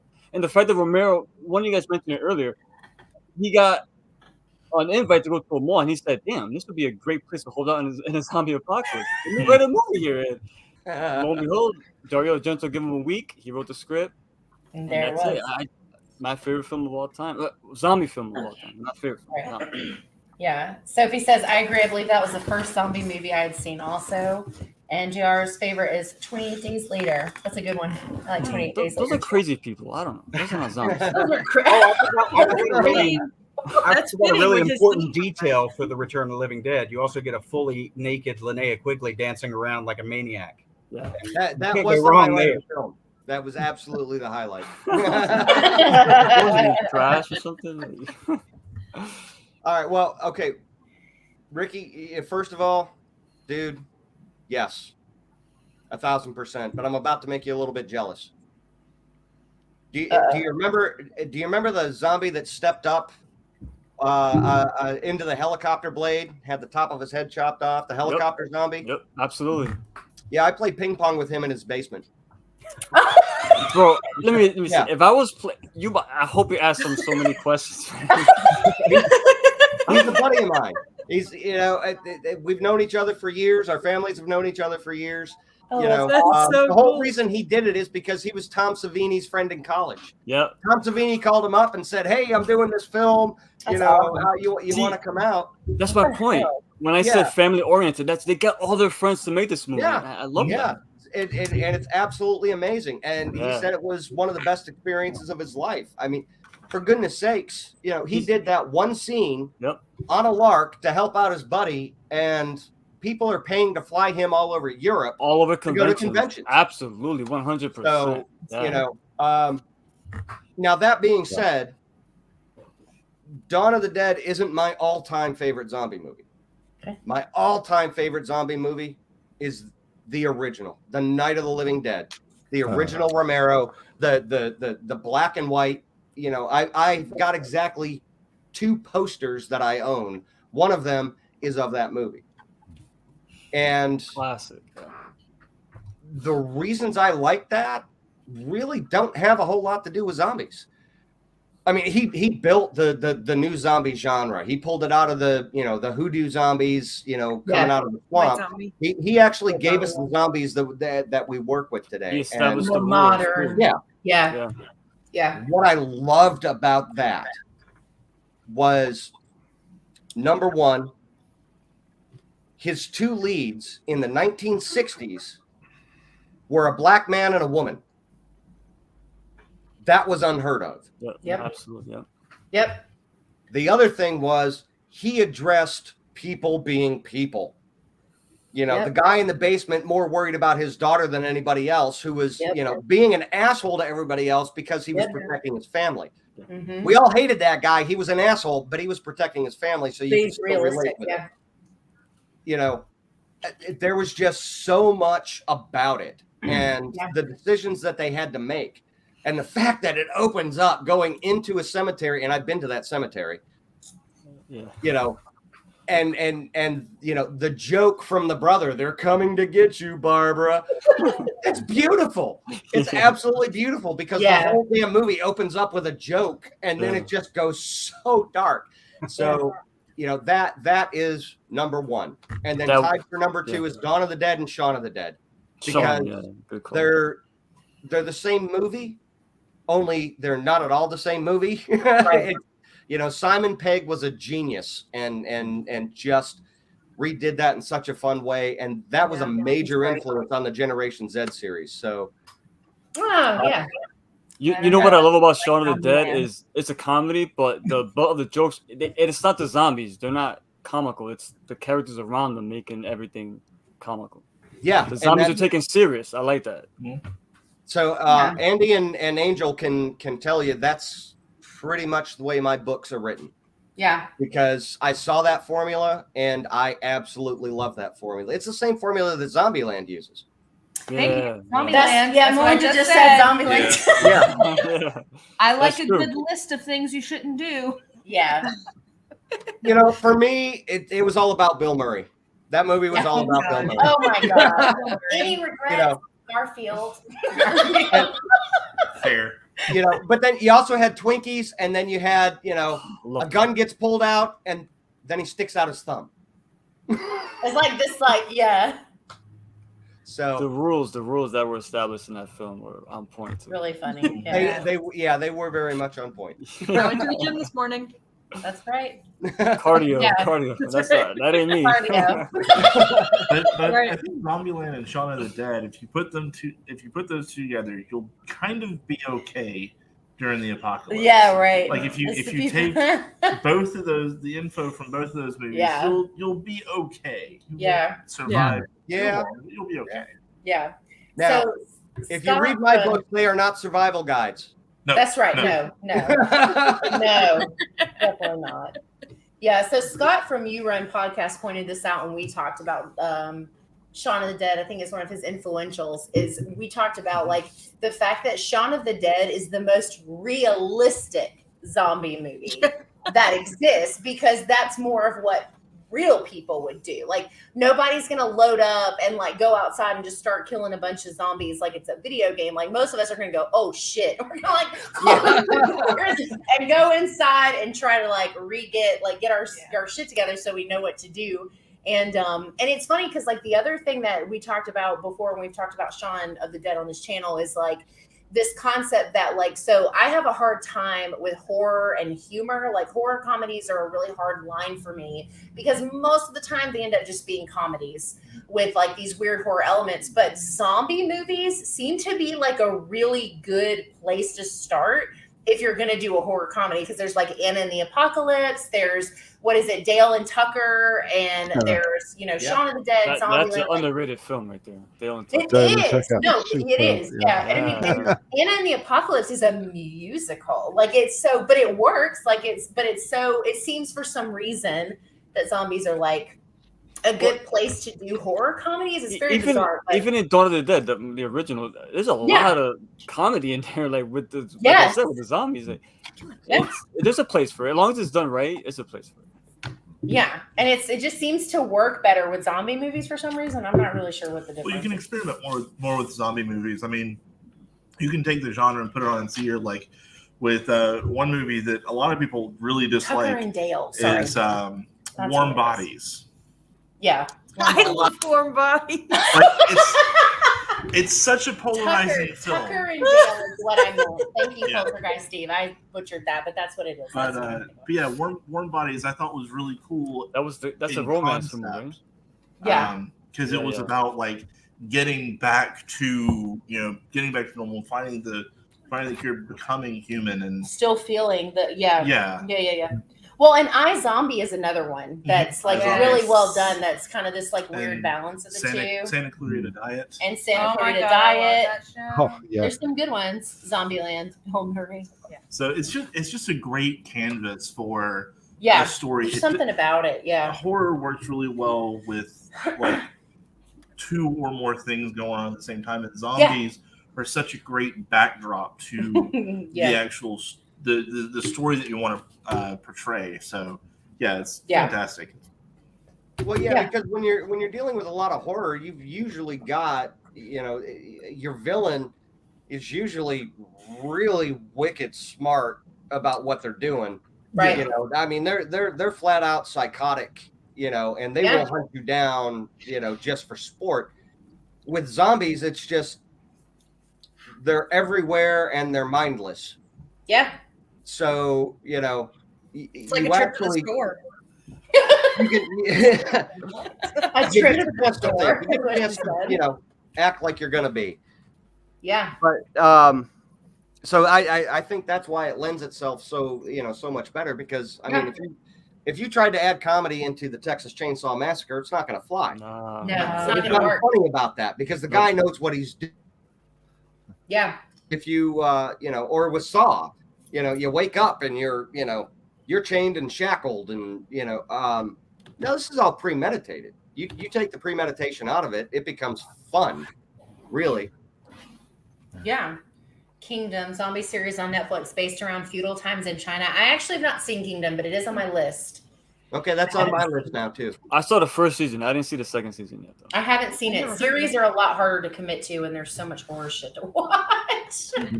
Well, especially now. Back then, it was a lot easier, but everything streams now. It's like, holy. So everything's there already. That's true. Yeah.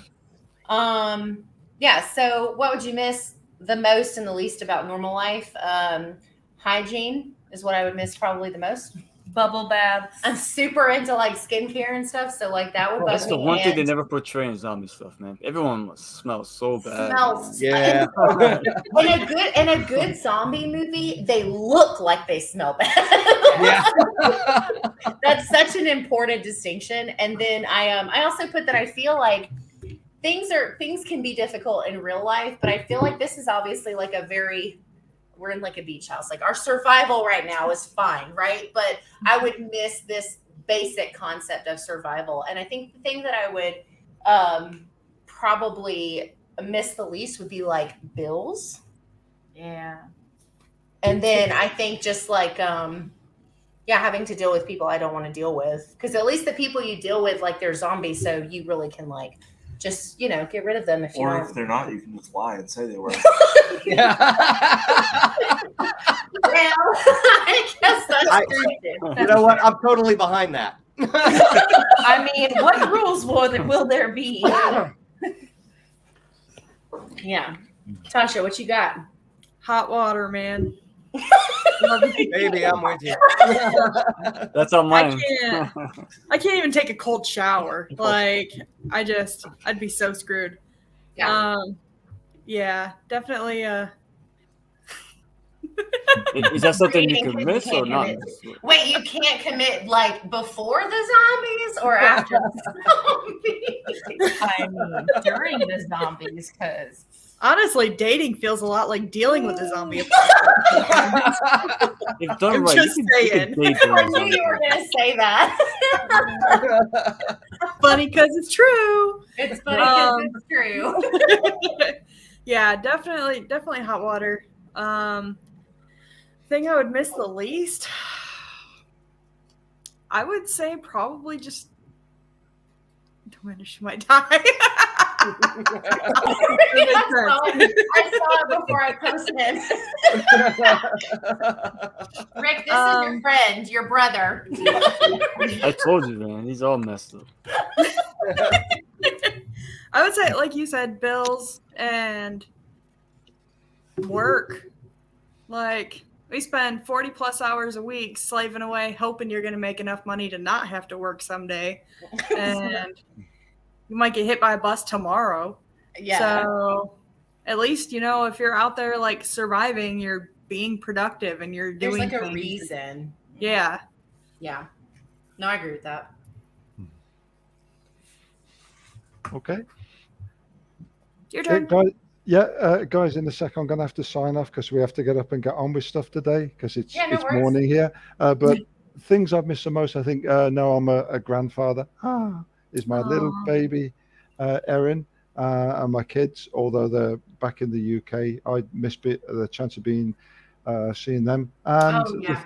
and the things I'd miss the least is people. I'm not a great people person. and yeah, I like my own company. I live quite an isolated life in real life with a small circle of friends. Always been that way, and I just miss people the least. It'd be great if paradise, So if that's what happens. 100% with you. Yeah. So do excuse me if I sign off. I'm really sorry. I got No, that's okay. I'll We're just fine. We're get coming going. up on 2 hours. But I do miss you terribly. And remember, stabby stab, stab stab. Andy, I'm going to wake up in the morning and have my first cup of coffee thinking stabby stab. I'm gonna have to add that to something. I think. I love it. Stabby stab. Yeah, sure. Take care, all. Bye bye. Bye. Have a good day. Bye. Later, Andy. Bye. All right. Well, so what I would miss most is like really good restaurants and delicious Oh, food. yeah. What I would miss least is all the other shit that comprises life. Like you all said, work, bills, people, all that. I would be completely unfettered and free to do whatever I wanted. But I would miss having like a delicious meal at a restaurant. Bacon. Bacon. Well, we can take care of bacon. There will still be Filet. Filet would be difficult. Yeah. Yeah. Man, yep. I would miss hot water was on my top of my list right there. And Yeah. I would miss pizza. Oh my god, if I can have pizza. Oh yeah. my gosh, I don't know what I'll do. But yeah, what would be nice, the freedom that the zombie apocalypse would bring. Like if you wanted to sit there and just do whatever you wanted, away from people, you could do it, but it comes at a cost. Don't get me wrong. But yeah, it's a lot of food, good food and hot water would probably be the stuff, and hygiene, obviously, like you said, man. Hygiene's hard. Yeah. Yeah. Yeah. Yeah. Well, I'm not going to have a problem with hot water. I've gone on long-term camping trips. I figured out how to make hot water because when it comes to that, I'm like Tasha. I'm a big old sissy.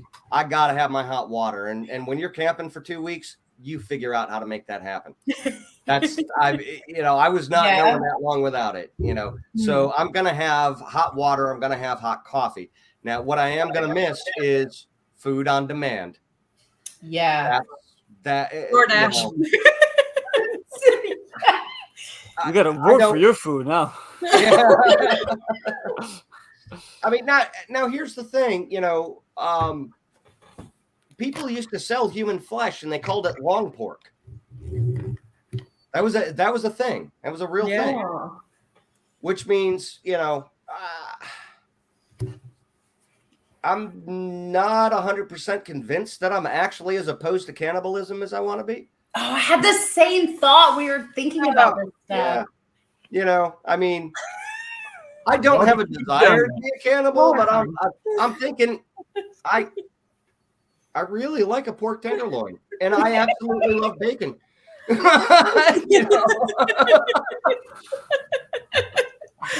I wish you guys could see the look my dog is giving me right now. I'm so fed up with The dog knows. Yeah, Greg's I'll gonna post have you a him a picture. barbecue dumbass sandwich. He's so over it. That's right. But Ricky actually did touch on a really good point about something, and I forgot it, so it doesn't matter. I was all hyped. All right, what I say? No. It wasn't the hygiene. I'm not worried about the hygiene because I'm going to have hot water. But it was what was it? I actually The did freedom. The freedom. That's what it is. Yeah. That's actually why the entire zombie genre has become what it is. Because when that happens, society collapses. And when society collapses, all of the rules of society go with it. Go with it. All of the structure and all of the, shoulds and have tos go with it. And everything focuses back in, and you're left with, what can you do? Yeah. You don't have people in the way anymore unless you want those people around you. Yeah. So, you don't have to worry about taxes. You don't have to worry about social status. You don't have to worry about, somebody else's schedule so you can be to work on time. All of that goes away. Doesn't matter. Yeah. Absolutely. And it's replaced with exactly the same people who were in your way before, except now they can't tell you what to do. And you can kill them. They just say, and you can Stab. They were zombies. Yeah. Nah, I wouldn't even put up the pretext of they're zombies. We're in the apocalypse. I'm just be like, you'd be like, Jeff, what'd you do? Like, I shot the son of a bitch. I was tired of him. It's like the Wild West all over again. You can just Like, what are you all gonna do? Yeah. Well, So- go ahead, call the cops. That's right. There's actually this comic series called Crossed, Oh man. which isn't really zombies, but But talking about shooting somebody for getting on your nerves. There's like totally a scene like that where this guy is like really mean to this dog, and it's like the final straw for one of the other survivors, and he was like fucking enough, and he just like kills the guy because he's like, end of the world, I don't care, I'm sick of his shit, I'm done with it, and he just like totally takes him out of the storyline. Angel, you know what movies they took that story and made it their own, right? We're gonna talk about it this week. The Yes, sound. we are going to talk about it. So I do. If you are like a fan, it is. I will tell you this as a disclaimer. Crossed is it's very rough. There's a lot of stuff in it, but it's really dark and it's really crazy. But it's essentially these people who end up with this like cross mark on their face, almost like a rash. And it's like it invokes all of these like really deepest, darkest, bad parts of being a human being. And then those people enact those things onto other people. So there's stuff like, like rape, murder, cannibalism, like all of these things. And it's a really rough storyline, but it's actually really well done. And the art's pretty gory, but really good as well. But yeah, it's really good. But they do touch on that, this concept that like there's no more rules. So like you're getting on my nerves. I have a gun in my hand. Problem solved. Like, yeah. One of my favorite Stephen King books growing up was The Stand, and it's still one of my favorite books. So I feel like, because I think I was like 12 when I read it. So just that post-apocalyptic feeling has just like stuck with me ever since then. So the idea of not having to deal with all the bureaucracy and red tape and craziness. Yeah. So we are coming up on 2 hours, but there was one question I wanted to at least get through, and Tasha and I, we won't answer this one because I just want to hear what you guys think. And this one came up when we were talking about Train to Busan. There's a scene in Train to Busan where this one particular character has officially lost everything, and he finally just gives up and allows himself to be bitten and whatever. That's the assumption anyway. At what point? I didn't say what character. At what point do you get to this place of like, why am I doing this anymore? Like, why? At what point do you get to like, why even try to survive anymore? Like, I know what my thing is, but I don't want Tasha not to answer. I just want to focus on you guys and see what you think about that. So no point for me. I'm like the guy in Dawn of the Dead. You know, I'm going to be screaming and shooting as you're ripping my guts out. Like I'm going down. I'm taking whoever's around with me. Like, Choke on it. no point do I give up. Just somebody will have to kill me, either zombie or human. Yeah. Let's say like if I was to give up, if I have a group and they're gone, I'm by myself, and there's like nothing else to do. It's like, what's the point? Like at that point, I think that's when I would probably consider I won't kill myself, nothing, but I'll probably do something really crazy that, well, either this is gonna work or it's not gonna work. Either way, Go I'm out with a screwed, bang. so go out with the gusto. But if I'm by myself and there's nowhere to go, what you gonna do? You know, it's like, all right, am I gonna find another group? Am I not? Why am I just gonna let myself get ripped to pieces just for no reason? So I'm gonna try and do something that's gonna either, all right, if this will get me out of this situation and find other people. Yeah. If it don't, then I got no one else to lose. Nothing. Yeah. Yeah. For me, I've got exactly 4 people. 2 of them are my kids. Yeah. That's my answer. If they're gone, I don't have a reason anymore. Yep. There's but I'm also stubborn as hell, so I wouldn't be able to just give up and say, all right, bite me and eat me, because somebody comes up and tries to bite me, I'm going to pummel the hell out of them. Yeah. If I got to beat them to death with my pinky, I will beat them to death with my pinky. That's like in Dawn of the Dead. Romero had the original characters commit suicide at the end, but he changed it in the script. So they were about to kill, Peter was about to kill himself, but then he said no. And he turned the gun and shot all the zombies. So that's what that kind of reminds me of. Yeah. Like, you know what? Nah, I'm going out. Nah, you're gonna go up before me. If there's a once I lose what's most important to me, I've got nothing to go forward for anymore. So I'll find a nice quiet place and put myself away, and that'll be that. But as long as I've got one of those 4 people to keep fighting for, then you better believe I will burn this planet. Yep. To take care of them. Yep. So that's essentially, in short, what my answer was. I have a son, and if something ever happened to him, that would be it. I wouldn't have a purpose anymore. There'd be no reason to keep it moving. I'd be the exact same way. And then this is my last one. We had a couple others, but we're coming up on. I know it's late for everybody. I know everybody said maybe me's got work tomorrow. So, but this is just one out of the dilemma questions that Tasha and I had that I was really curious to know about. And this is, what do you do when someone you love is at risk of turning, effectively have been bitten or has turned? Are you going to be capable of doing what needs to do to end their misery, or how does that play out for you guys? I probably would have the wherewithal to take them out. I would kind of let it be up to them, right? And different zombie movies handle it differently. If they're in pain during this transformation process, I'd be like, yo, I'm gonna shoot you in the head if that's what you want me to put you down. Once they turn, it's over. I'll just put them down. But in the meantime, if they're suffering, I'll do them the favor. If it's a somewhat more painless transition, then I'll wait until they make the switch and then do what I got to do. Yeah. I love that we ended on such a funny note.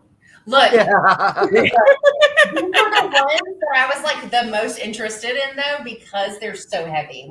Because these are the moments that come up in the movies that either if they're done well, they fuck you up while you're watching them, because you're like, ow, that hurts my soul. Anything that has to do with the damn kids or family members or someone that they're loved with, unless it's Rick's wife in Walking Dead, I was not sad. We were all cheering. We were all cheering. We were so glad. And we've all talked about Shaun of the Dead, and I mean, Shaun of the Dead handled that, in two different ways that were great. Yes. Where with the Yeah. stepdad, he's like, I don't give a shit, and with the mom, he's like, You're not gonna shoot excruciating. Barbara. Yeah. That's right. It all depends. If it's someone that's suffering, I'm gonna put them down. Like, Yeah. if it's me and I'm suffering, I know I'm bit. I'm slowly, turning due to the infection. I don't want to be suffering. Just put me down, and I'm gonna assume the person that I'm with, they're gonna want the same. If they don't, they're gonna let me know. But I would put them down. I don't want to see them like slowly die, then wait for them to come back. I don't want to see none of my loved ones as a zombie. I don't want to see that personally, but yeah, I would probably. I'm not saying it's gonna be easy, but I would probably muster it up and take them out. I feel like Jose and his team of mental patients would gladly kill you if you were. Yeah. But he'll kill me if I had a scratch on me. You're not even sure. I'm not bit. All right, so here's the sad reality of it. If it was somebody in my group, if it was like a coworker who survived, somebody that I actually know that survived and was with me, and they got bit, I would pop their head right off like it was a cherry tomato. Not even the blink of an eye. Not a problem. I'm not going to lose sleep over it. I'm not going to think twice about it, like ever. Ever. But if it's my kid, there ain't no way. Yeah. If one of my kids gets bit, or my best friend Rain gets bit, or what, I'm not going to be able to do it, and I'm not going to let you do it. That's a good point. So what I'm going to do is, and I sickly enough actually thought all this all the way through, is I'm going to cart them out to a big passel of other zombies, and I'm going to drop them off. Return them to the wild. And let whatever happens. But I'll know that just in case there's still a part of them that's still there,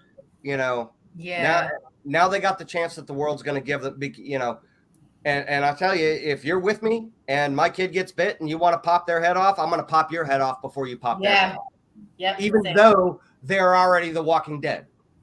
I found my limits. Same. That's where it's Yeah. at. I can see that. Yeah. I don't know what movie this is because I only saw a clip on Facebook. But you know how Facebook has those videos, but it's a movie. It's from a movie, and it's this. There's a child. There's one child, and then there's two parents, and the mom apparently had been infected, and they got in a car crash. Well, the dad had to kill her or something. And then the dad, she got him, and he put the baby on his back. It's like a toddler. Cargo. Cargo. That's probably it. Like, if I were bitten and I had time, and like if he were not here anymore, then that's what I would do. If I had the mental capacity to somehow protect my child or my children, like I would try to do something like that. Or if it were just us, like Angel and I were talking about it earlier, she's like, I would let him bite me. Yep. If it was my son. Yes.